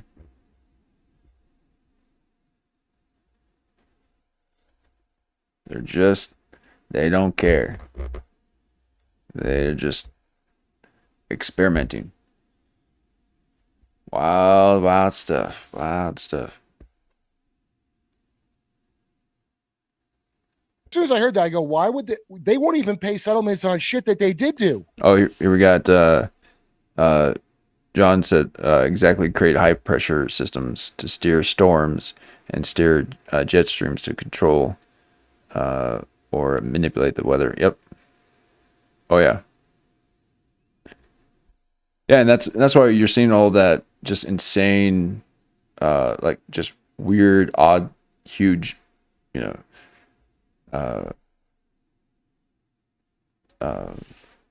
I can't even think of it. Those ice chunks. Wow, sorry. Drawing a blank on that one. Hail, So, and not to mention all the tornadoes and the thunder, like these massive rainstorms where it's not this naturally developing kind of storm. It all of a sudden just gets green. It's not even gray. It's straight up green, and it just drops. So I wonder if it's actually heavier, or there's some type of bit of a difference in the compound of the liquid that's being produced, because is it H2O anymore? I mean, there's got to be something else in there now, right? Or I don't know, but it seems to have even affected snow. Snow looks and feels different. Snow, it almost has this dehydrated sense to it, where it's ice, very it compacts, very ice, but then there's the only moisture that's involved in it is when it's compact, really hard and melted, and then it's just like a solid sheet of ice. So the snow is different, and so they seem to be really messing up our natural cycles to be able to cleanse and nourish our planet. So now, are they doing all this so that they can try it on another planet?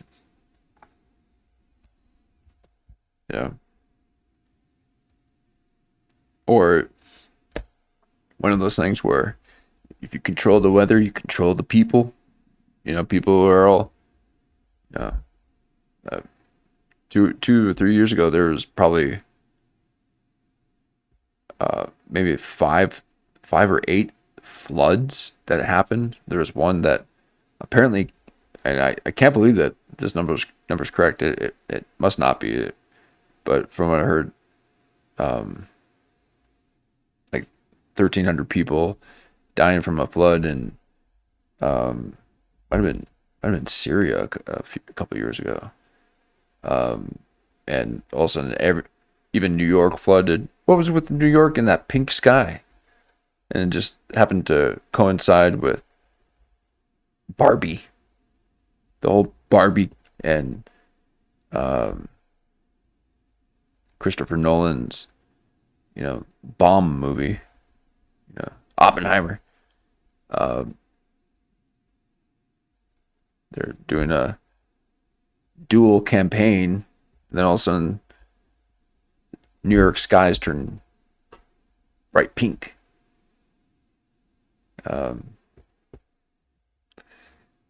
Wild stuff. Thank you for leading the way, Kurt. Right. What is this? Mm-hmm. And also that's what tells me how it's not Cuba and it's not China and it's not Russia. It's America once again doing that to their own people, and that's what you sign up for, whether you know it or not. Dipshits. Not. I mean, you probably got injured too, didn't you? And what you were around? Yeah, absolutely. And I mean, I'm one of the dipshits because it just is what it is. You really are an asshole, dude. There's plenty of times in my life where I've put myself in harm's way knowingly, and that's my choice. But it's different when people put you in harm's way without informing you. So, and that was because he was working in the military, or he was working with Raytheon. Sorry, I just distracted by all Kirp's presence. Didn't have time to get to know the man with the plan. So I think it's murderous. So he was injured it's a too. Murderous, evil thing that should be punished to the full extent of the law. I mean, I agree. I guess when it comes to national security, like a secret energy weapon platform, though, they could do whatever, as evidenced by like the soldiers they said to sit real close to the hey, go up to that nuclear test explosion, like real close, and you're gonna want sunglasses. It's real bright. Yeah, we want you to be the photographers because you guys take great pictures. Or Agent or I mean. Okay, so then that the whole thing too of like these nukes going off and then people sitting back and watching them. Back in the 50s when everything was cool. All the Trinity, testing, trying to poke a hole in the atmosphere, trying to get those interdimensional beings to come on through. But there's a lot of people that, when these, that technology came out, they're all watching it. They all just want to watch it. So, what do you guys think about nukes? Like our old Eddie Bravo, he's saying that they're just bombs. Quit freaking out. They're trying to make it a, big deal. It's not. That got him kicked off of Rogan. So Eddie ain't coming back. He ain't talking. He for sure ain't gonna be doing no single interview. Although he actually might have done one. But he ain't talking like he used to. That was back. It was back when I would watch the occasional Rogan episode when the Eddie days. All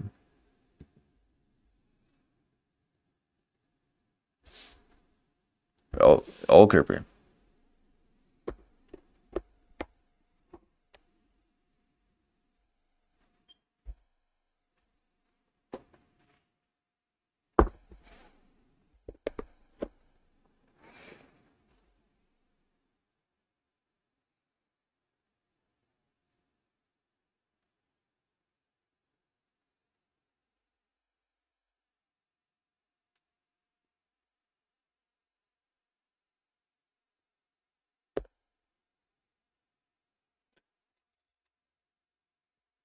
Wow, interesting.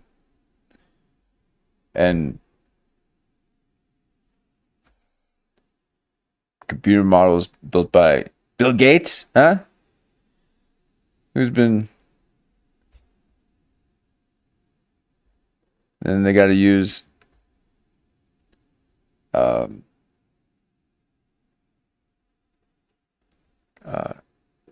old vice. Well, I can't even think of his name. The old vice president to be speaking about climate change. The inventor of the internet. And Kurt here is saying that we as Americans are just little guinea pigs for the military industrial complex.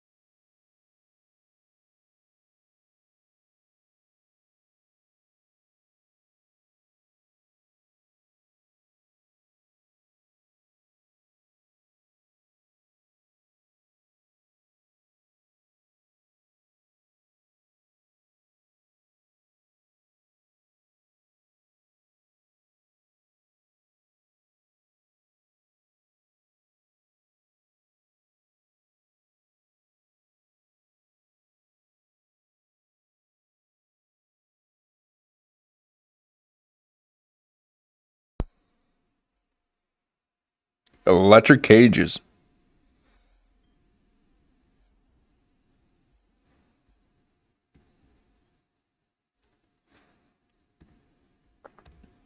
Oh no.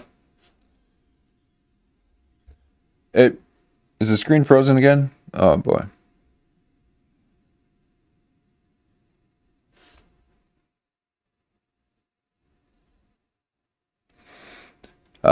Jan saying here, there are some direct energy weapons that border on torture. Well, yeah, I'm sure, right? That ADS, active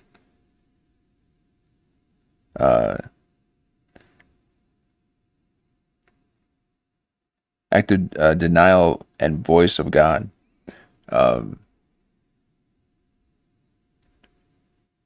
And oh yes, yeah, that's where they can basically push words in, or somebody speaking to you. And there was a video of a professor doing that with music to students, and just aiming it at them, and all of a sudden they would hear the music and they're all freaking out. Yeah, this is another good one. I mean, where else are you going to get nearly 2 hours? And that's his sweet spot. You know, that nice 2 hour sesh. Where else are you going to get that? Especially without a million ads or having to go on Rumble for it. So again, Kurt's giving us a lot. Okay, he's pushing some ideas out there, and so you gotta keep those things populated while it's still on the internet.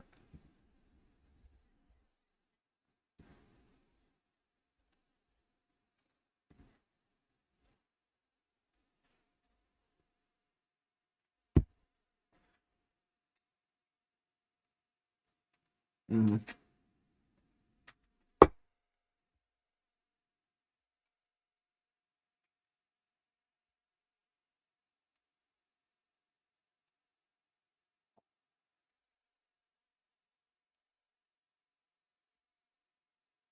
Oh, here we go.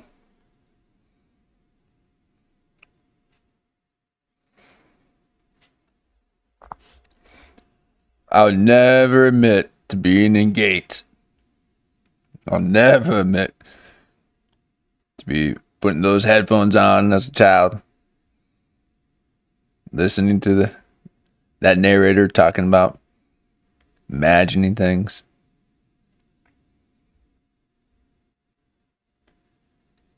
Never admit to the pink little fluoride tablets that they would have you eat beforehand. You think that that's because the dentist visited, but it wasn't.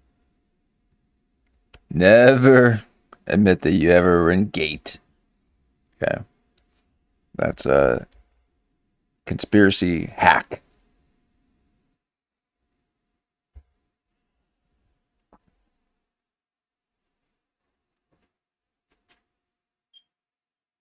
Oh, Kurt.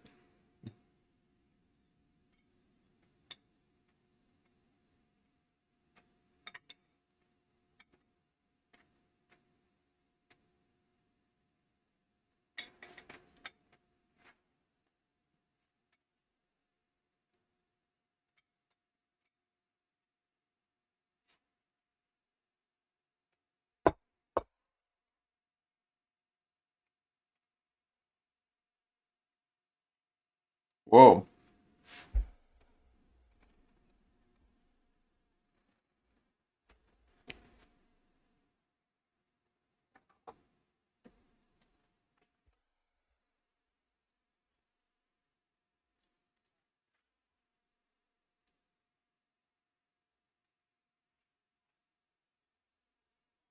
Wow.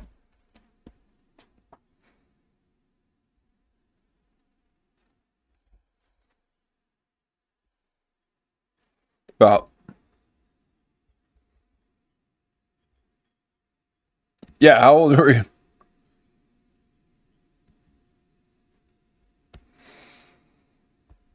Okay. So you got a little sugar in your tank, don't you? Okay. Because no little 7-year-old is going to be wishing that or being. Oh, man. Pause again.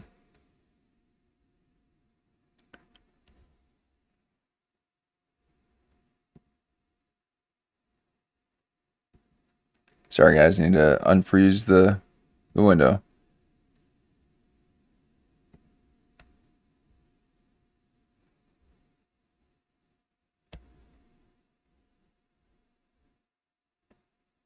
But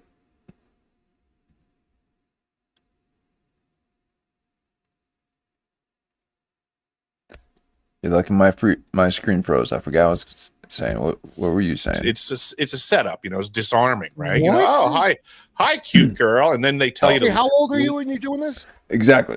So you're saying that they used a honeypot basically to convince these, what he's now going to say, 7-year-olds to take this or to do it on these topics and informed of what was going on. He's apologized that he didn't know this was going on. But, you can imagine an old school Catholic school, they bring me out of class, they bring me to the library. There's a cute girl at the table for every dude that's there, so it's like, it's a setup, it's disarming, right? What? Oh, hi, cute girl. And then they tell you Okay, how old are you when you're doing this? I was probably, I could have been 7 or 8 at the time. And these girls are probably in their early 20s. Some sort of, that's a new one. I've heard dozens of wackadoo things with it. Mm-hmm. And it's not, I mean, those aren't such a crazy element. In a school setting. No, it's just easy pieces to move on the chessboard to get the outcome that they were looking for. So just like some freedom fries, take the jab. We'll give you some French fries. So he was captivated by the camp counselors trying to convince him to drink that yellow drink. I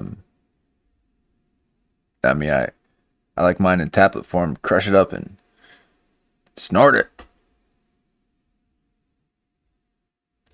Each but I would boy affect was assigned a MILF. Yeah, pretty much. Yeah, you know, dude, it worked. I mean, I was super interested in doing everything that she said. I ain't gonna lie, it worked. I was like, yes, ma'am. And this You is know, in New York? yes, sir. Wow.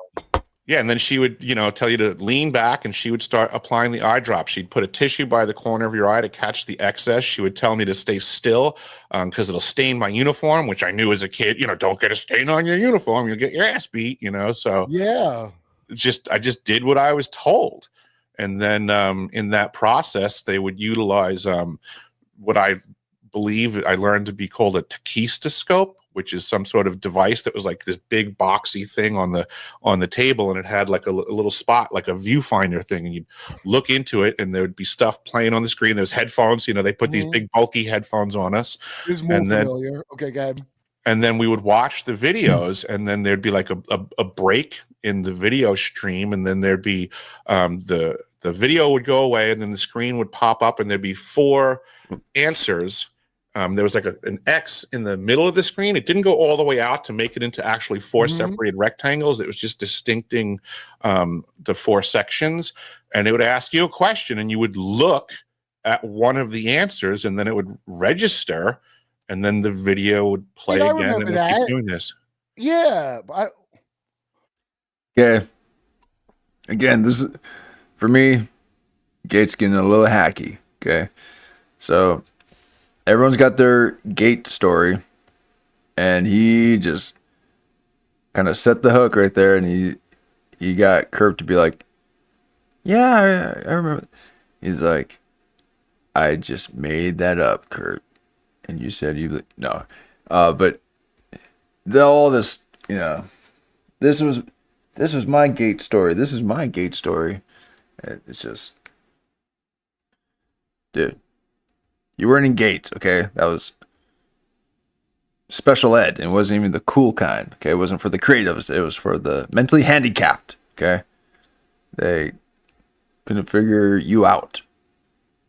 So, let's just... And the way that Kurt keeps, like, insisting on talking about Gate makes you think that that's a misinformation campaign. So... quit talking about Gate so much. But it is pretty intriguing because apparently, from a previous one of his interviews, he's saying that. Sorry, move the screen here a little bit. He's saying that they're able to detect potential candidates to be either MK'd or at least would have certain psychic potentialities based on the how they're basically how they're raised. Even at preschool, if you came from a broken home, they got you pumped full of that pink liquor. But we gotta kind of ease up on the Gate stuff because no one really remembers. Okay, we all just thought it was part of the curriculum, but wondered why you're sitting all alone in a little corners. Some scary stuff. Listen to those binary beats. Wait. Weird, right? Yo, I remember that. The thing of looking at the answer. Mm-hmm. That always freaked me out, and I feel like like you and I both agree. Like, there's a lot of things that you don't remember about this program, but I believe that the reason that I remember this part. Yeah, come on. I don't know. There's a little bit of Gnostic, in him, and I mean like the guy who has the show Gnostic something. Just a little bit of you're trying to, it's just a little too bit of a fluff piece, you know. I don't know.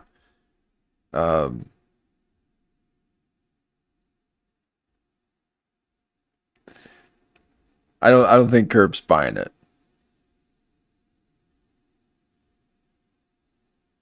So was because at the time I was so like blown away because this is the early 80s, right? This technology didn't exist. It wasn't even imagined at the time in my brain. So I was cognizant of what was going on, and it blew my mind. I was just so focused on trying to figure out, how does this thing work? It's amazing. So I think that my own thought patterns being so strong at that moment, yes, exactly, were overpowering John. whatever it was that made most of the other memories fade. Well, I didn't, dude. That thing of looking at the answer, I remember that, but I don't. That's wild. You brought It's it up. annoying. It's annoying when you remember this stuff.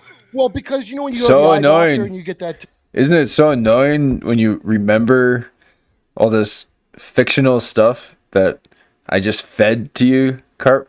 Okay. He's like, is that so annoying? And, you know, he's kind of playing along a little bit too, but he is trying to see, he wants to be in the gate community, okay?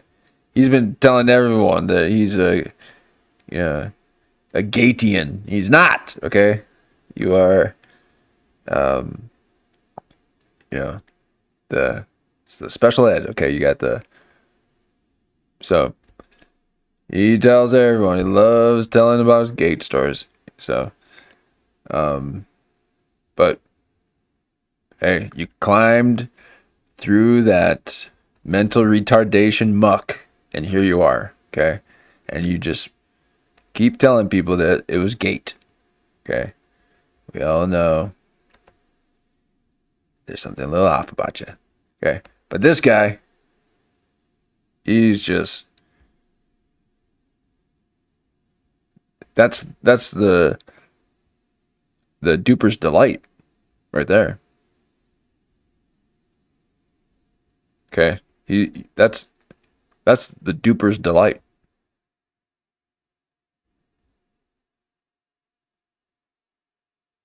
So that whole story you just told was something that you made up, and because gate is so ambiguous and it's this, you just don't even remember. Okay, it's like you just got MK'd Ultra. You know, the trigger getting me locked in. Watch out. Okay, I'm gonna start making plans to go to Japan. You ain't fooling no one, Eric. Okay, so just stay in your abstract reality that you got going on there. What is even up and down in that world of yours? Okay, what is this? Okay, you are a madman. Okay, you smile because you have duped someone. How dare you dupe? And Kurt, he's like, he kind of senses it. Okay, he's like, I kind of think I want to be part of the club. So yeah, I do. He's like, that's right, gotcha. Oh, Kurt fell for it. There's no such thing as gate. Test with an X, and I remember something that's like that eye doctor test, except you look at an answer. Now I don't remember thinking, but I don't remember it being so revolutionary. There is something. There is such a thing as gate, but you ain't in it, Kurt. Yeah, whatever. I don't know what is that supposed to do. That test, I have no idea. Mm-hmm. Well, I don't think that the Heistoscope was as much of a test as a programming tool. What my research has found is that it it was one of these methods where if they were playing the video for you, it was where they were also like inserting like a slide into the video that you're not paying attention to with the forefront of your mind, but it's programming you subconsciously that for every, you know, X amount of frames that passed in the video, there were also other frames inserted, that it was happening at a rate that your conscious mind wasn't observing, but your subconscious mind was. Yeah, all I remember is I must stalk RFK and find him wherever he goes. What is the problem? Yes. Your code name is Sirhan. My code name is Kerpans. There you go. And Kerpans.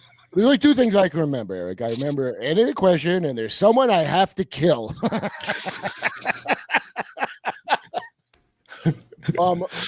Yeah, it's just like always like little weird things. But you know, I don't remember anything. People have all these stories of quite traumatic things, but maybe I didn't score too high on the what. There you go. There's acceptance. You didn't. Okay. You weren't included. Okay. So but you're doing fine now. So quit trying to be in gate. Okay. This is all that Eric's got. Okay.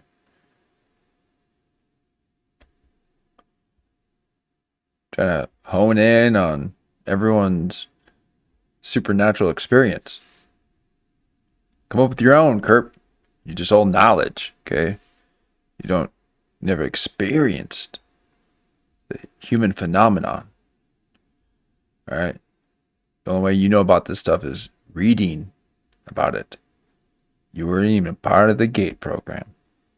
Do you know how many people have been part of the GATE program? Okay, and it eats you up alive.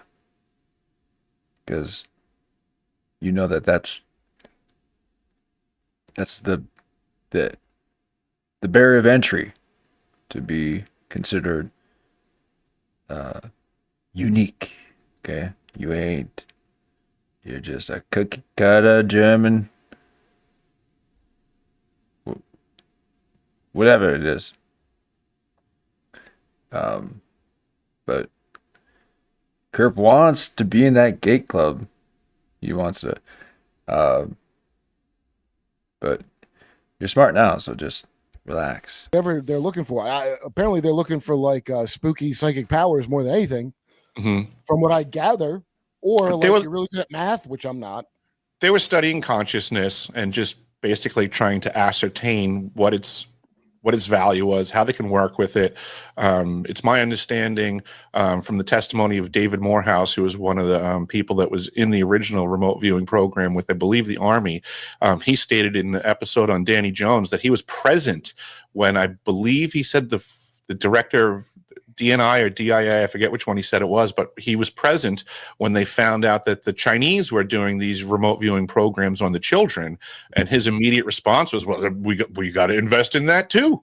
Yeah, right. So much like weapons of mass destruction, and I'm sure the Chinese were absolutely doing that, but they know the Chinese are doing that.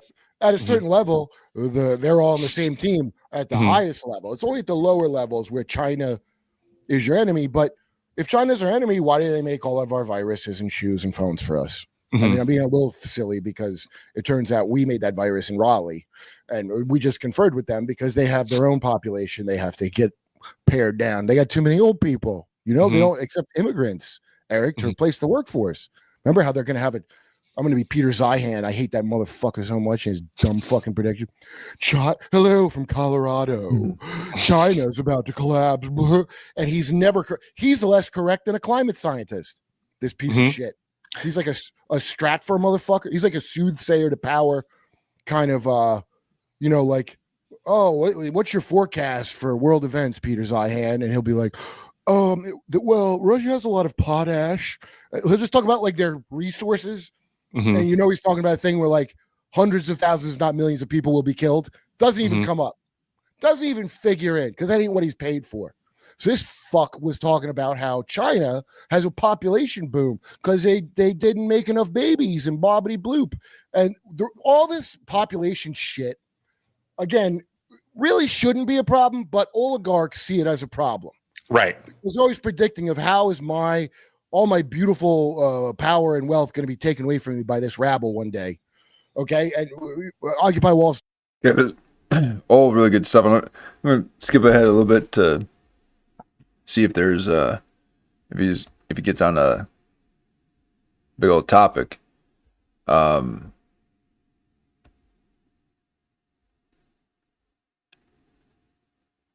yeah, I mean, because again, we could hang on an episode for days with all the different topics that he covers in one interview. It's amazing. So it's easy to kind of stay on it. It's just better just give them all the expensive things. I can't believe that people believe that for half a second. Like if our battle plan doesn't incorporate not leaving our weapons of war for our enemy, like that someone's not budgeting correct enough to put this together until this guy told me. Mm-hmm. But before now you'll hear about the new lithium. I mean, they don't call it the new lithium triangle, but they'll say it's in like America. I guess there's multiple lithium triangles, and originally it was Afghanistan's part of the lithium triangle, and we would like some. So not only did we give them a bunch of shit, that's why that's the deal of withdrawing from Afghanistan, is to leave them a bunch of shit as a bribe. You can't tell the public that out loud. Right. Oh, I thought we had seized their assets, the Afghan assets. No, we actually, the State Department whoops-a-doodled and paid them like hundreds of millions of dollars, plus all that valuable equipment. Whoops. So good stuff. I'm gonna switch over to another topic here, and this is because again, I don't want to be sitting and watching it, because this is so good here. But this is on Kurt's whole page himself, The Derp with Kurt, episode 12. Beautiful. That's a cool way to do episode. I might have to borrow that idea because I'm trying to figure out how to make mine episodic, because it'd be nice to not have to come up with a bunch of different titles just for the lives. That I wish to reserve the thumbnails and the different titles for the little clips that can be chopped up, but who knows? I might not even do that. I kind of enjoy just doing this, and I have to be concerned about that. But I like the title. Okay, so this is episode 12 with Eric Hecker as he exposes the Antarctic. Let's see if we can skip ahead to get some more of that direct energy weapon Antarctica stuff, because again, Kurt will just lay it all out there on every episode. So he just kind of goes through each category, which is great. I like it. But I want to make sure that it's a good watch, but I want to make sure that I can kind of keep the show rolling here.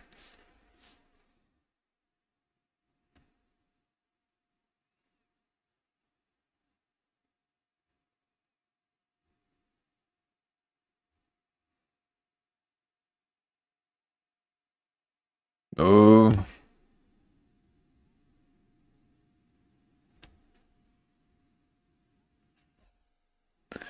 Wasn't there some kind of attack right now on ISIS that's going on in the news today?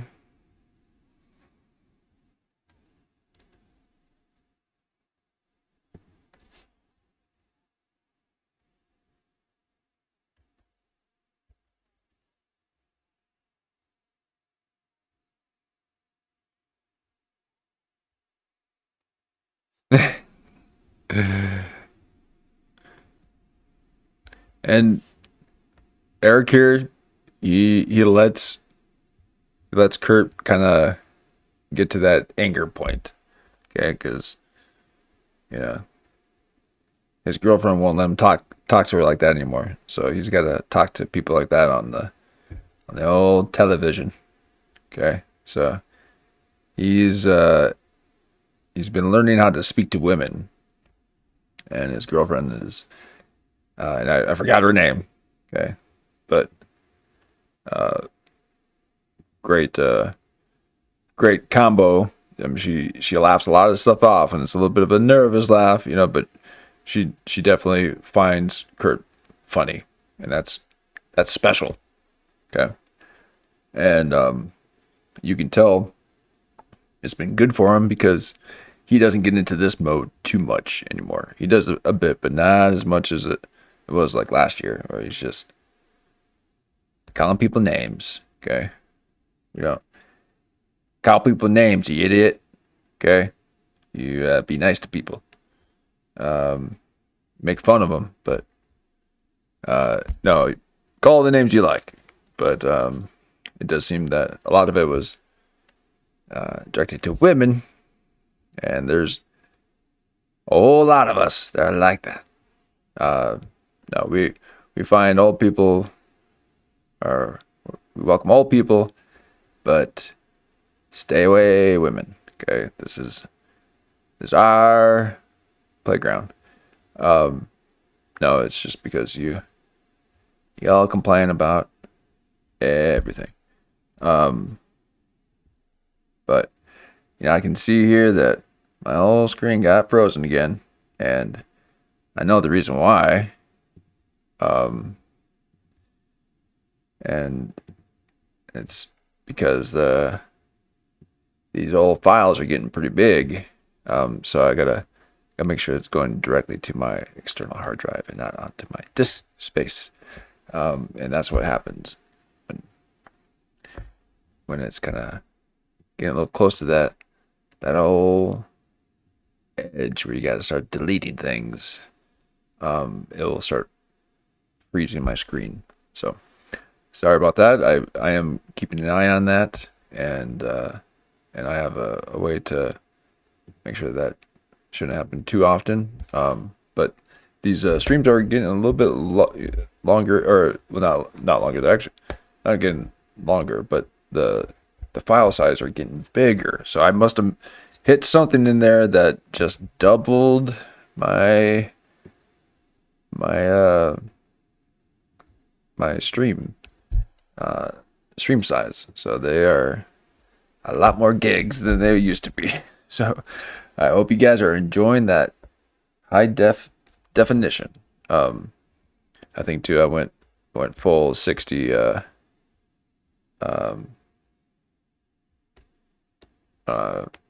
PSI or see, I should not be talking about this stuff. FPS, and which is more for like sports or gaming. But I knew I was going to be doing a lot of this moving around and zooming, so I was thinking that would help with the overall quality of the video. So I hope it does, because I ain't looking back on these videos. Okay, like I said, I lost all my character voices because I made the mistake in listening back, and now I gotta discover new ones. Yes, thank you, Chad. And again,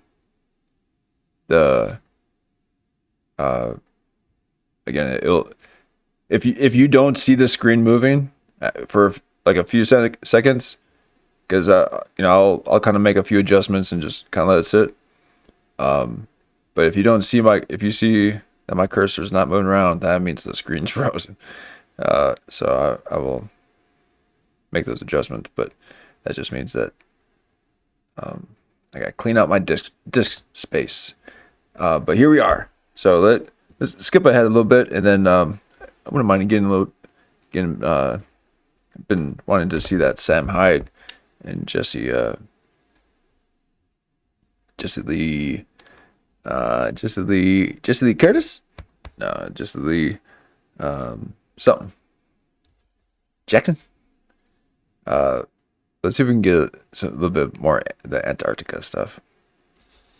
Who didn't want the jab. Now, by the way, imagine we got some jab action. Would you eat at a restaurant where the entire kitchen wouldn't eat the food at the restaurant? Oh, but all my moron friends in New York, hey man, get my flu shot. Anyway, they all got fired. Then this dizzy bucktooth bitch, you know what she did next?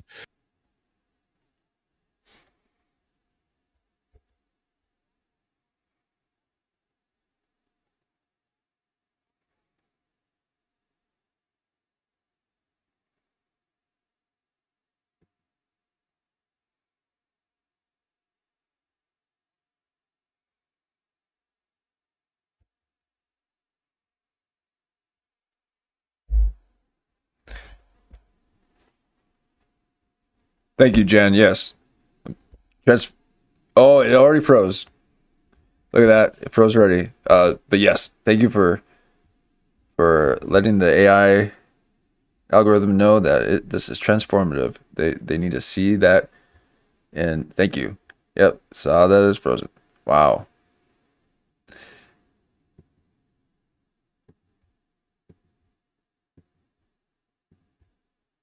There we go. Yeah. Again, it's yeah, I'll have to find a way to make sure, because it records a file while it is streaming, and I'll just have to make sure that I redirect that to my external hard drive. I did not do that, so I'll do that for the next one, and we shouldn't have this problem, because I'm so glad I got this function back, because that Chrome wasn't cutting it for me. Although Chrome is a very fast web browser. Okay, it's a lot faster than Safari. No doubt about it, at least on my computer. However, you can't get this quality. So again, I'm hoping that you guys are seeing this as 720. Well, there you go.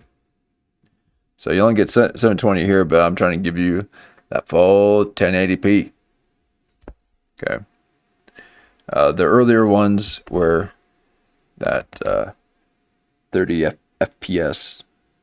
So, which they say is fine for the old YouTube, but I was trying out the 60. But so. All right, we'll play The it through rich here. families, the elites of the world, that are on any vacation anywhere in the world, including Antarctica, because they're loaded. So well, I don't worry about that, as you know, Eric. I don't have to worry. I don't have to worry about any of that. I'm a bonesman, as you know. Oh, So there you go. I've been guaranteed financial security for the rest of my life, and that's why I'm trying to sell Hawk to a coin. Oh yeah, you ain't part of that 50K club there, Kurt. The old 50K club that gets the bounties. Yeah, you're looking mighty bounty here. Okay. So, coming into that 50K money.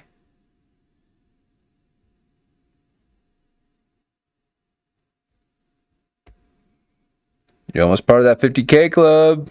Look at that. Almost there.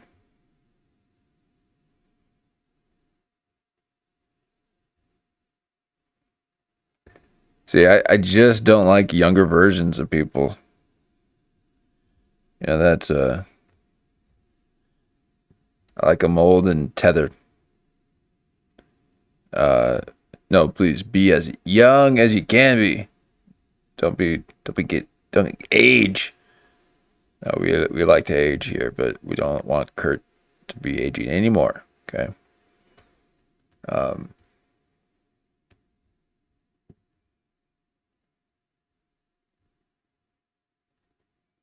Okay.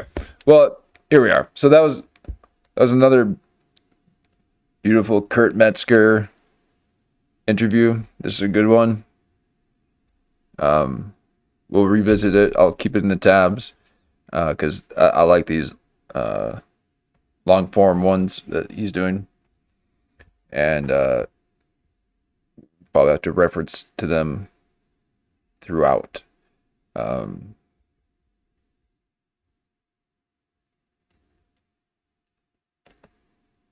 Oh, John talking about what's Dave Smith again? Yes, and thanks, Jen. I did see the Dave Smith reference. Yeah, you know, the old Dave Smith, he's just just a bit too arrogant. There's just something about his pompous rhetoric that I'd rather hear Kurt Metzger cuss in my face than see old Dave Smith smile as he tells you how stupid you are. Yeah. So, but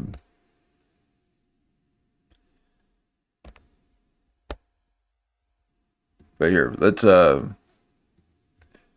if we can. Oh, we got some Mark Maron too. Okay, so I don't know if you guys noticed that post in the community post group, not this last one, but the one before, of this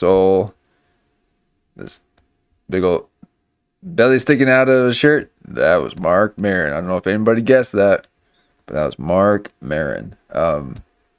Now I'm on this page to get to the Sam Hyde one, okay? But again, my mind, we got Matan. You know, my mind goes to all these places. I was even wanting to. Oh, Mersh is still alive. Oh, we should. Let's jump into Mersh real quick. Okay, a little bit of underground. Okay, we don't really talk about the Dabbleverse or anything, but I bet it's frozen again. Is it frozen? Oh man. Yeah, all frozen. Here, let me fix it real quick.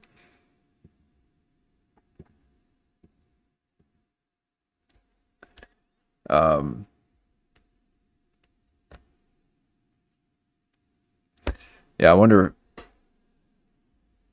Yeah, I don't think I'll be able to. I wouldn't be able to redirect the path of the recording, mid recording. I don't think, would I? If you guys know that, let me know, because otherwise it's gonna keep freezing on you. Sorry. I'll make sure I'll redirect the path to my external hard drive. I usually do that after the stream.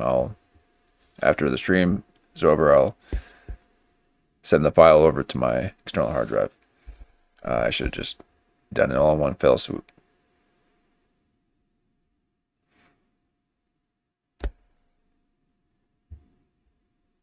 Yes. So we should crash it. Okay. All right. Here we go. Now again, if my screen freezes or if it's not moving, okay, sorry about that. I'll fix it. Oh, he might be on Rumble.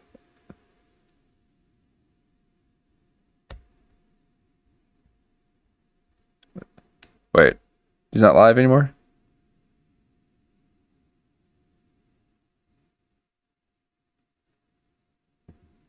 Man, bad. Nope. What's the deal with airplanes? Not live. Let me check again. Yeah, I mean, I guess he wouldn't be if it just went straight there. Yeah.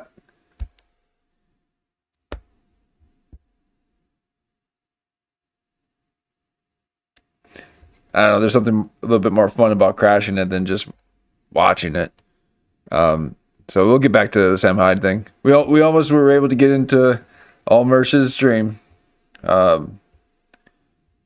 And don't you ever mention me, Mersh. Don't you ever mention me, okay? Only I can mention the Mersh. And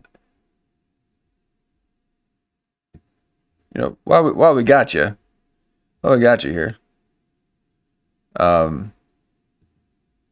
actually, let's just hear the intro. Let's see what he's got for a little bit of intro. I need to get kind of reacquainted with the all Mersh. And again, there's no hate in this. Okay, when I first was introduced to the Mersh, it was a little bit different, but still same kind of vibe. And I'm like, what is this? This is so good. And I'm a converter. Okay. Now he's a bit of a degenerate. Okay, I'm not gonna be hanging out with him anytime soon. But I'm sure he's a good hang if he doesn't double cross you somehow.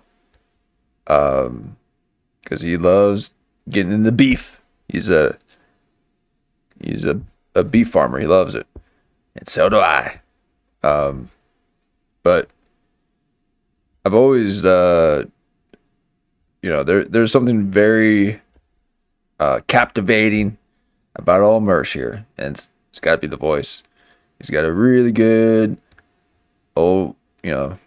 baritone voice that I so desperately wish that I can get one day. Okay, but I'm becoming more and more of a fan of his aesthetic, and he's gotten himself another camera. He's expanding. He got looks like a new couch, and so here we go.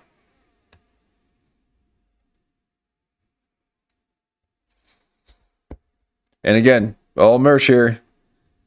Yeah, got the cats and all. This whole layout freaked me out when I first saw it. I didn't know what I was watching. When I first saw Mersh, I never experienced or witnessed anything like this. And here I am. I got the whole setup. Oh no, it froze. So I'm not talking about that, about his screen thing there. I'm talking about, sorry guys. Oh, sorry. I got to empty that cache. But this, when I first saw this, it freaked me out. I didn't know what was happening.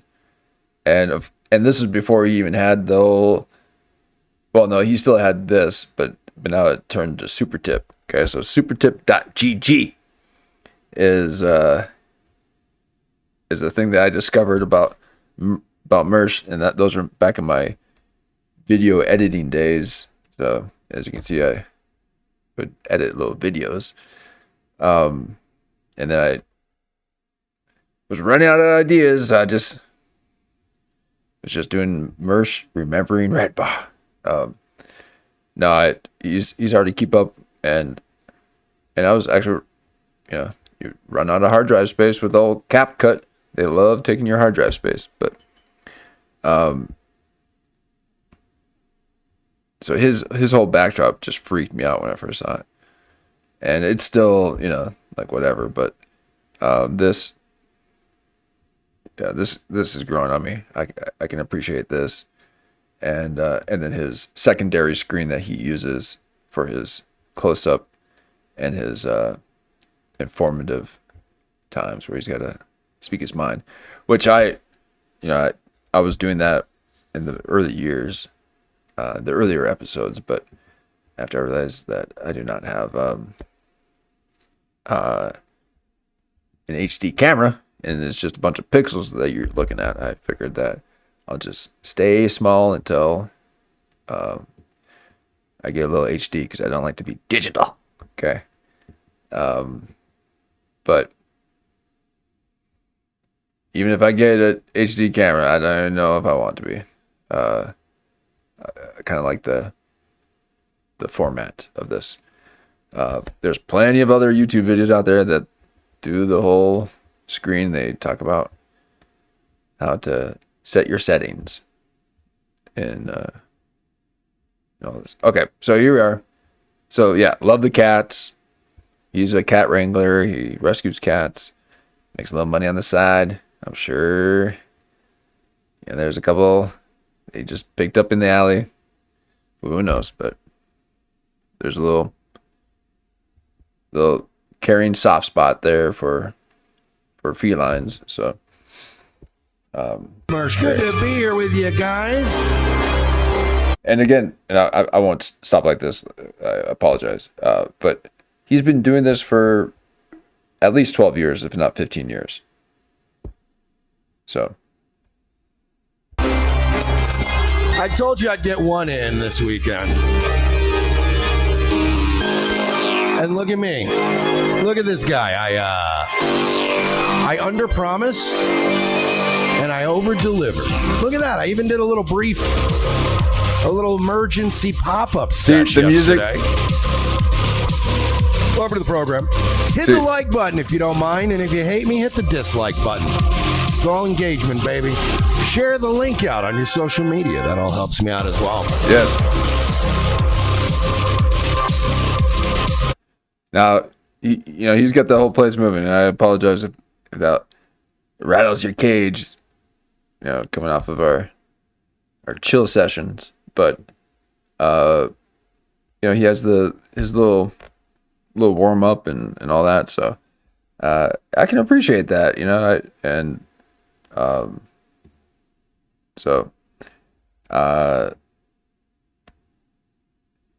he does this. This is his thing, and he's been improving. There was a moment there where he cut back on the booze. Now everyone knows, if you know anything about Mersh, he'll get off the booze for a while and then get back on. So he's been off of it for a while, and he might be back on it a little bit, maybe. I haven't kept up. But again, I'm just a peripheral observer of this whole world. Okay, not invested in it. It is entertaining. So yes, I can be invested in it for those moments that that I'm involved in it, but then I got to do something else. Okay, I can't just pay attention to all this. But he can be entertaining. So.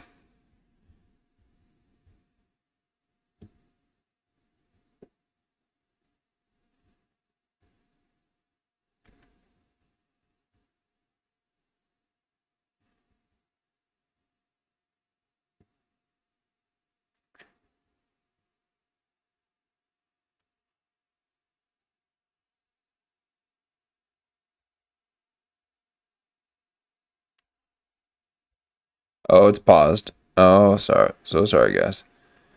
Oh, well, we might just have to maybe wrap things up here, because that is showing me that my disk space is getting full. That's an amateur move. Let me get the Safari here.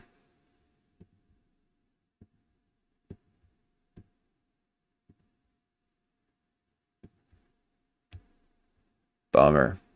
Sorry about that. Well, all right, let's play it again here. Say what you want. Let's have some fun tonight.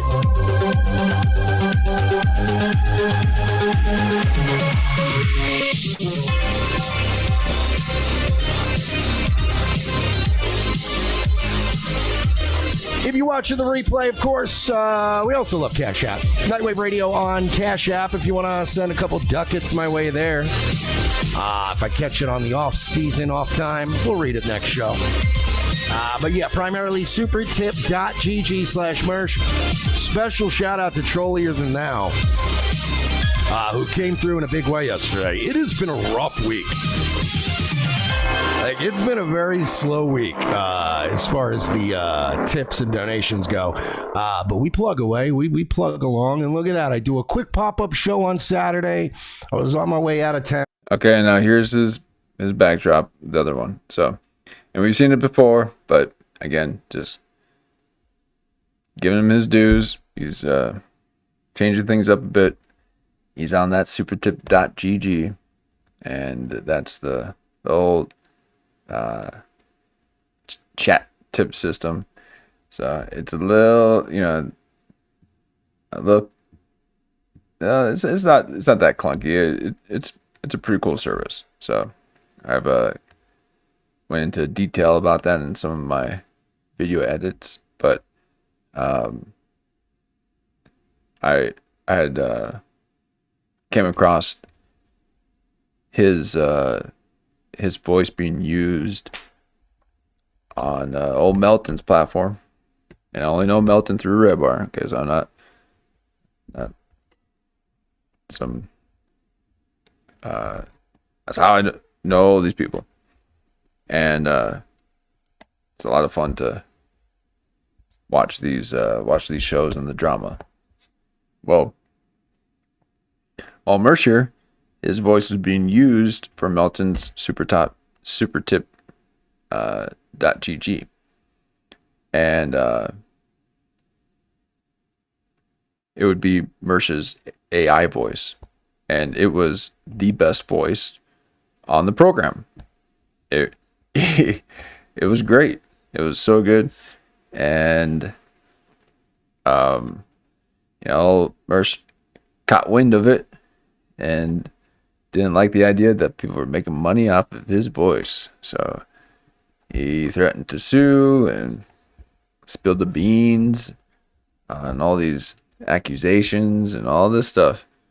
It was a lot of fun seeing all that drama unfold. But now he's out in Supertip, and Melton kind of gave him the pass because he's like, well, it's all water on the bridge, if you do business, let's just keep it business, and all that. So here he is, and I don't think I've seen maybe one or two of his AI voices do anything. So old Melton makes it look like you can just get all these voices coming at you, okay? And people speculate that he might be doing self-donations to kind of pump up the appeal of his business. But it is, I would say, a very good idea. It could be a really good service. So, but you'll start begging for those donos, and that's just what happens, I guess. But you ain't ever gonna see that in me. No, I want all that supertip.gg.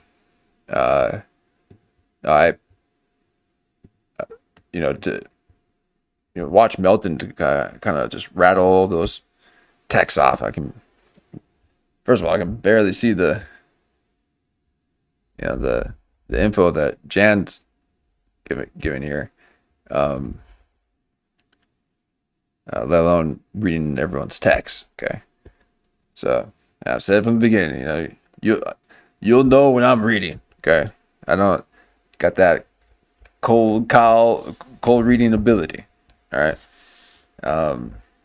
But especially when the pressure's on. No, there is no pressure with this. This is very, very chill, very relaxed. But back to Mersh here. So all Mersh here changing things up and got himself a new background, and I believe even a new microphone. He's got a cord on the right side now. Before it was a black cord always on the left, just like I got. And he would just have it always in the way. And everyone would just say, can you please just move that cord out of the way? And he's like, well, it's got to be plugged in over on this side. Well, then get a cord that is on the other side of your earmuffs there. And this is a recent thing, I would say, within the past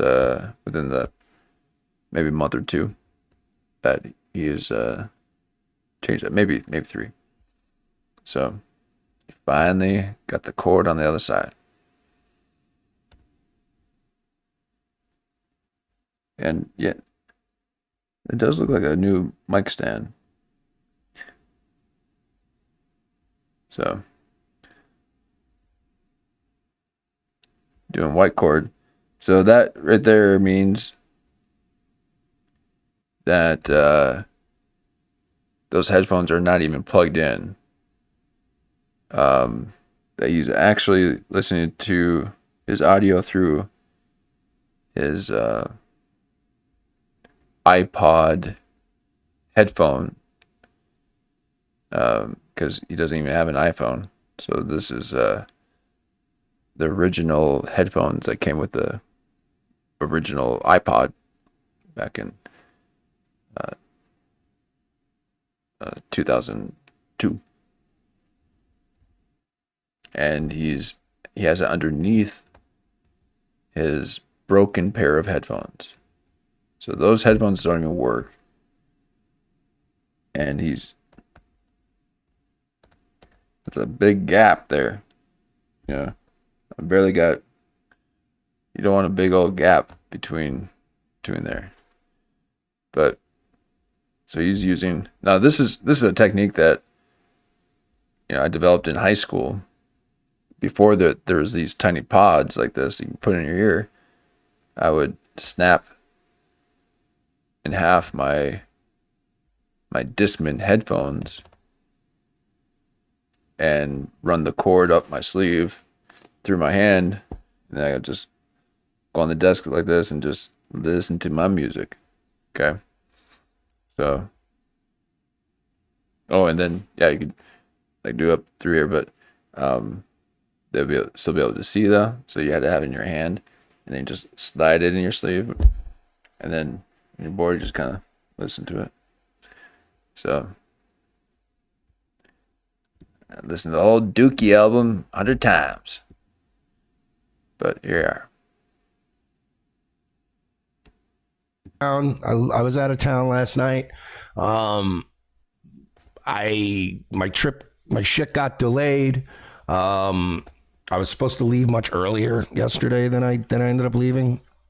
So once I got a message basically saying like, yeah, probably you don't have to get here till like whatever time. I was like, man, fuck it, I had some time.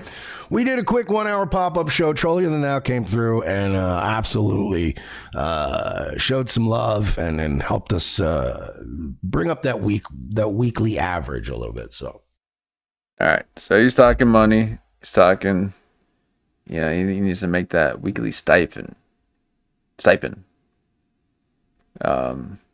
And they didn't do it for him that week.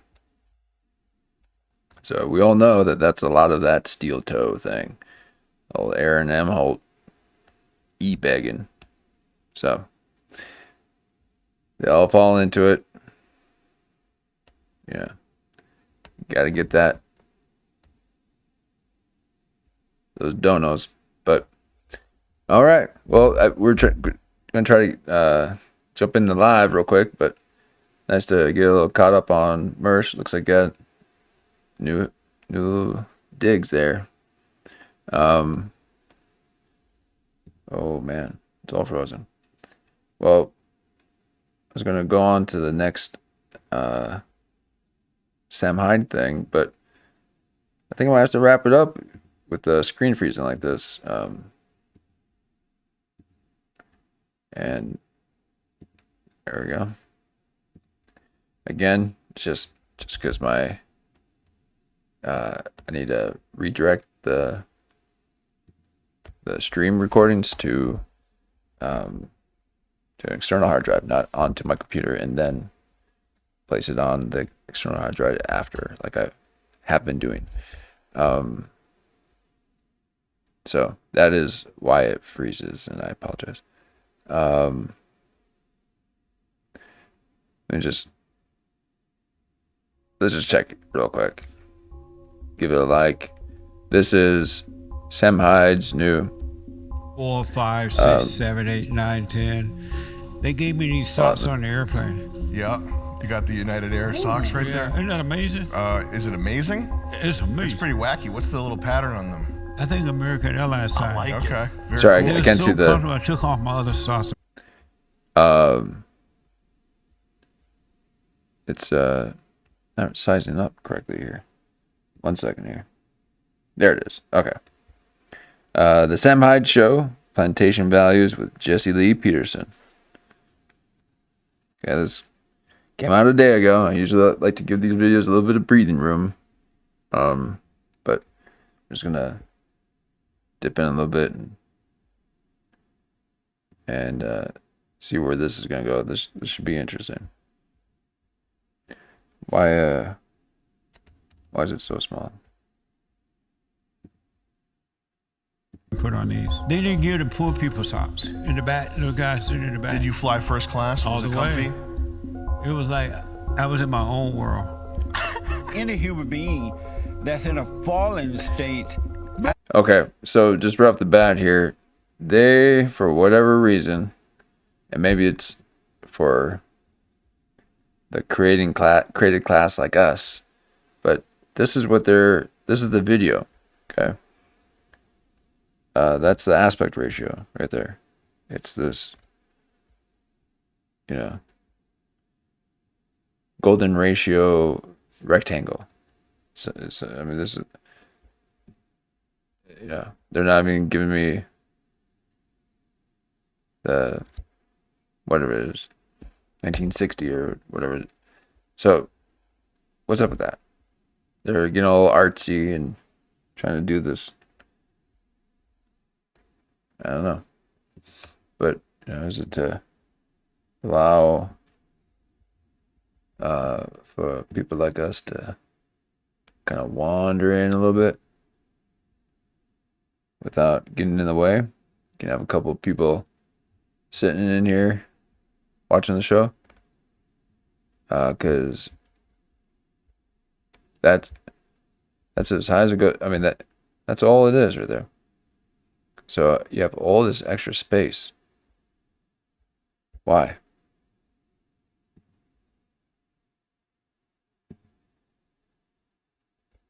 There we go. A little bit bigger.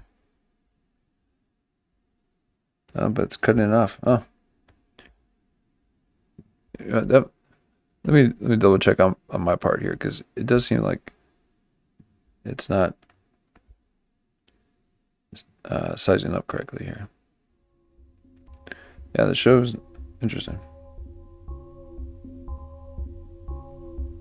4, 5, 6, 7, 8, 9, 10. They gave me these socks on the airplane. Yeah. You got the United Air socks right there? Isn't that amazing? Is it amazing? In the back, little guys sitting in the back. Did you fly first class? All Was the it comfy? way. It was like I was in my own world. Just Lee Any Peterson. human being that's in a fallen state act like an animal. And happy Black History Month. Yeah, thank you. Whatever that is. They cordoned you off. They treated you like a king. They treat me the way they treat Donald Trump. Mm-hmm. King. Yeah. He's the king. Yeah.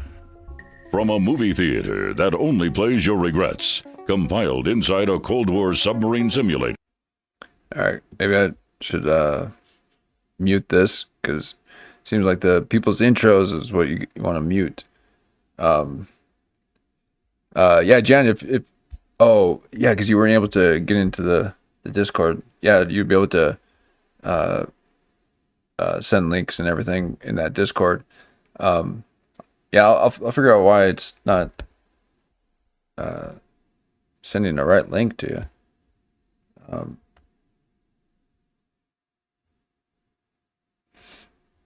But yeah, that apparently that's what the Discord's for. You can be able to share files and maybe videos too. I'm not sure, but and then you can discuss it on the show and do whatever.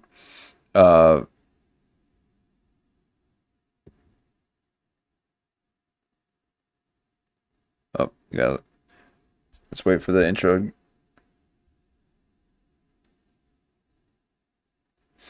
And the Sam Hyde show has gotten to be a bit of a destination spot. They've been putting a little bit of work into it, and it's not just this kind of fringe, chaotic thing anymore.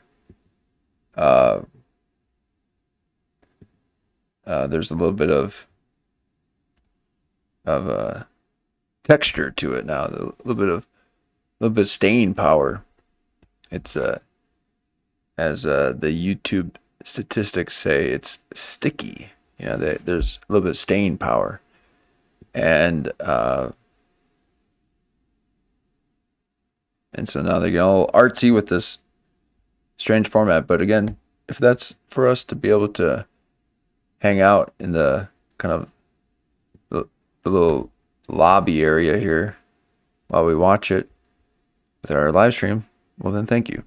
But otherwise, I just don't want to see all this text. But here we are. Let me unmute it. I'm like, no wonder Hitler was such an amazing guy. Clothes fit that good. Yes. Mm-hmm. The bar shirts are the best shirts to wear. Are they? Yeah. Comfortable. They stretch it out. That's the Hitler promise. Huh? That's the Hitler promise. Yeah. Isn't that amazing? Those aren't Stacey Adams' shoes, are they? No, but they're so comfortable, feel like you have no shoes on. Mm-hmm. And I like that. We just like to feel like we have no clothes on. And that's right. That's the way we like to feel. Amazing. That's how it feels good when you have no clothes on in public. I rest my case. We like it. Yeah. Guys, we're here with Jesse Lee Peterson. We could have had Jordan B. Peterson. I didn't want it. Okay, so then, we got another one of those guys that wants to talk about taking his clothes off. Okay. Just like old Pauly Shore. So a little shock humor. Just gonna be a little edgelord. But you're kind of growing out of it, aren't you? You're reconsidering your life choices.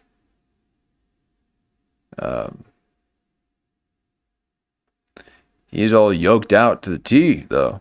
I mean, he's one of them HGH boys. Gonna get real thick. Now that's probably creatine. Get those cells all swole up with water. I mean, not a drip of water in my muscles. Okay, I exhaust them of everything, and they are tight and ready to fight you. Sam Hyde? No, we are not fighters. We are defenders of comedy. But here we are. All Sam Hyde. The guy sucks, all right? We got Jesse Lee Peterson. Much higher level than Jordan B., okay? Tonight's guest is a radio legend, an author, a counselor, and the man behind Bond. What is Bond? The Brotherhood Organization of a New Destiny. And we are rebuilding the family by rebuilding the man. Okay. Bringing back God's order of God in Christ, Christ in man, man over woman, women over children. Is that you pick guys up off the street and shave them and get them ready for jobs, or what? How does that work? Well, what we do Give is a turkey dinner? Those who want to overcome. Overcome what? Anger, fear, and shock.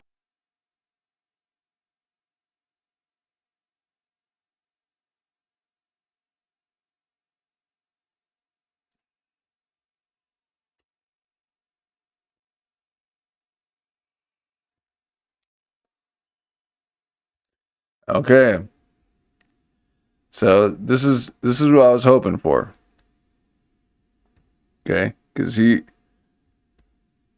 this is, he's been doing grime time television and videos for a long time. Okay, he's a grime time. It's all nasty. Okay, it's all a bunch of very unkept. So he leans into it. But he's gonna rattle Jesse here, because that's like seeing you teach at the library. You're supposed to be in school. So I'm seeing Jesse on the outside. Usually he's just in the filter of his own show. So here he is out in the wild. And I forgot he's a bit biblical. So he's got that side. Oh, did it freeze on you? So he's got that old biblical side. with a little bit of a slant. Okay, he's gonna really lean into the Old Testament. The women be in their place and the men be stoic, and it's all good principles, especially as a counterbalance to the way society is today. So you get these little spring chickens popping up just to create a little bit of balance in the order. So stay out of my matrix, Jesse. I like a little chaos. But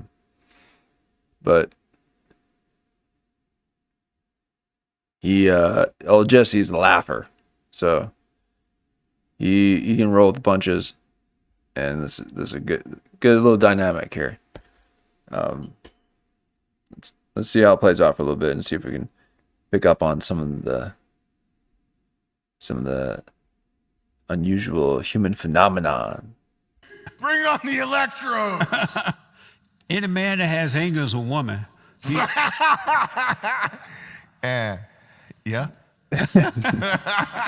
He's become his mother. He become like what he. Okay, now he's going to start. This is where Sam is going to be a Christian converter. Okay, because that just hit him hard. Even though he's heard it, everyone's heard Jesse say it, but Sam couldn't really ignore that. It affected him a little bit. So let's see that again. Head already, Jesse. Bring on the electrodes. Any man that has anger is a woman. Yeah.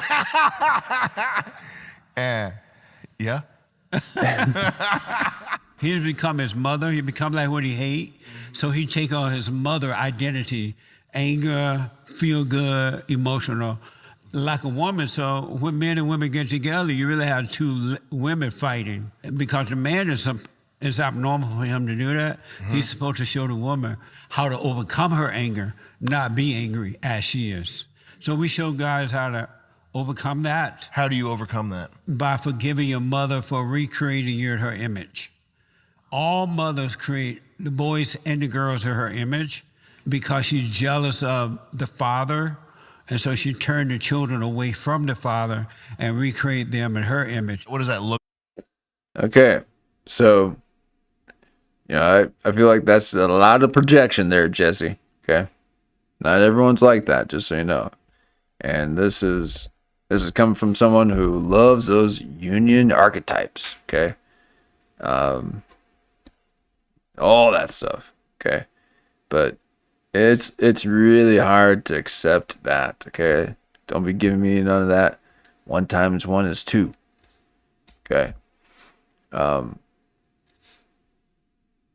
So even though the 1 times 1 kind of does make sense that it should be 2, it's you're multiplying, but they all say it's not. So quit saying it is. But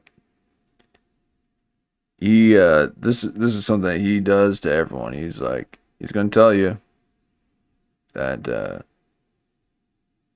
it's all these mother things, which there's definitely a lot of that. Okay, but his approach just seems a little fringe, but let's thank you. But let's try this. And the girls are her image because she's jealous of the father.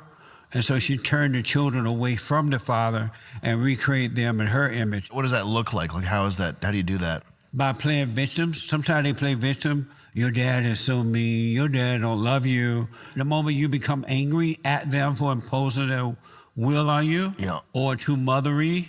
Oh yes, Johnny. Yeah, let me get my email set up. I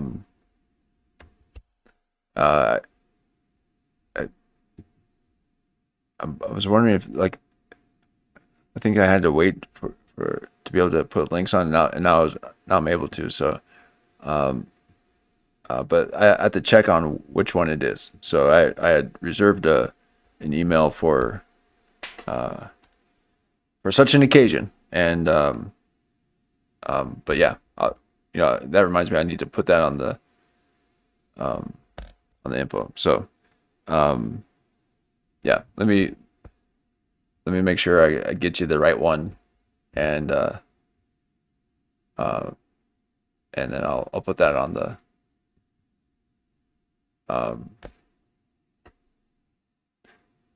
info. But yeah, I'll let you know.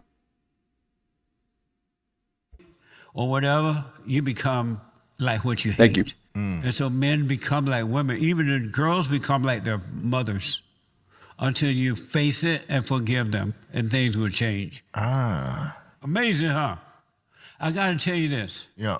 Something happened to me the first time in my whole life since being here. What's that? And I grew up on a plantation in Alabama. Yeah. I picked cotton, plant peas, and watermelon, corn, and did all that, right? I lived under Jim Crow laws and everything. And I'm not playing about that, that's true. Okay. Down in Sweet Home, Alabama. And I've traveled around the world. Not bragging, but I'm going to tell you reality. But something happened on this trip that never happened to me in my whole life. First time trying chorizo. That Dominican food. What happened, Jesse? I went up to my hotel room last night. I opened the drapes. Nothing but a brick wall. Yeah. Welcome to Rhode Island. Isn't that amazing? Wow. Yeah. I'm like, what the? So just another Friday for us. I'm like, I'm back in slavery and I didn't know it. Yeah. But I was okay with it. I was relaxed. I went to bed in my prison. First class flight to a prison. Right.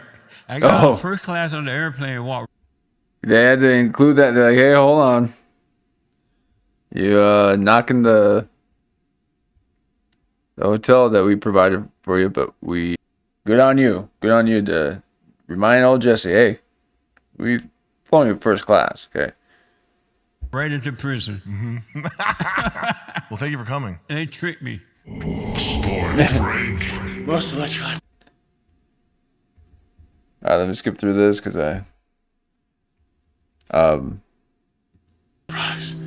but we'll play a few minutes of this and then probably wrap it up and take care of the hard drive issues. He's got that HGH face. So I just watch the show occasionally. I don't really pay attention to him so much, but he's the show's getting some traction, so it's nice to pay attention. I'm definitely white on the inside, black on the outside. It might be. It might be. Yeah, you may be onto something. You've been on the radio for your whole life, right? You've been on 35 years.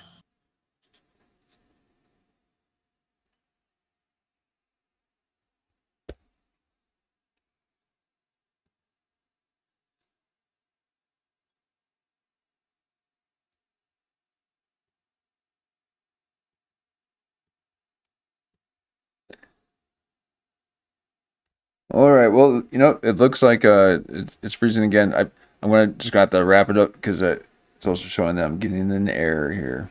YouTube is not. Just gotta take care of those. Fine tune those little technical issues. But old Jesse here. Froze again.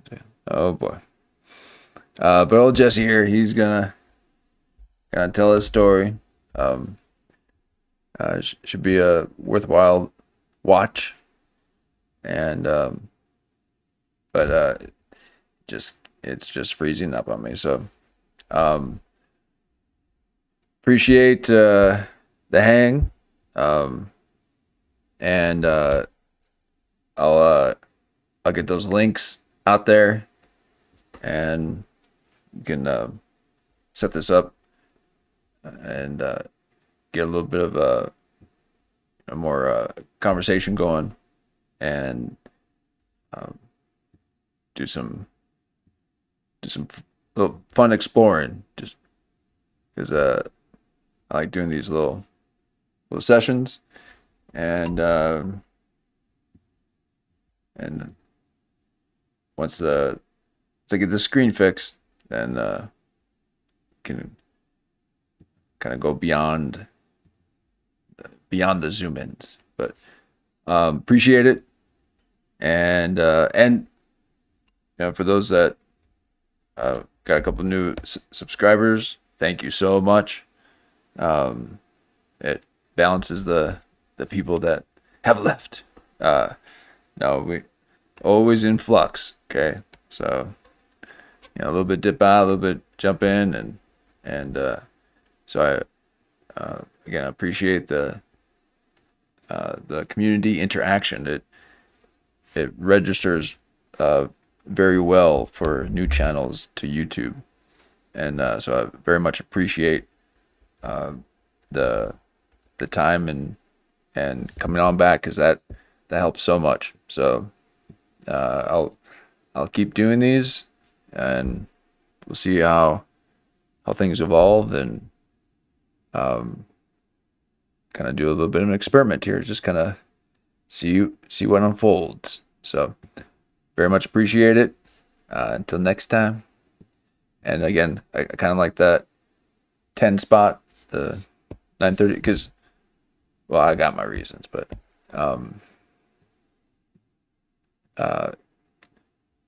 usually if I try to go for 9 o'clock, then I can actually get going by 9:30, 10. So, but if it gets to 10, 10:30, 10, 11, then gets to be a little late on my end when I go 6 hours. So if I kind of keep it nice and tight, maybe in the 4 to 6 instead of the into that 7, that's when I'm speaking to the void. I can go for hours, but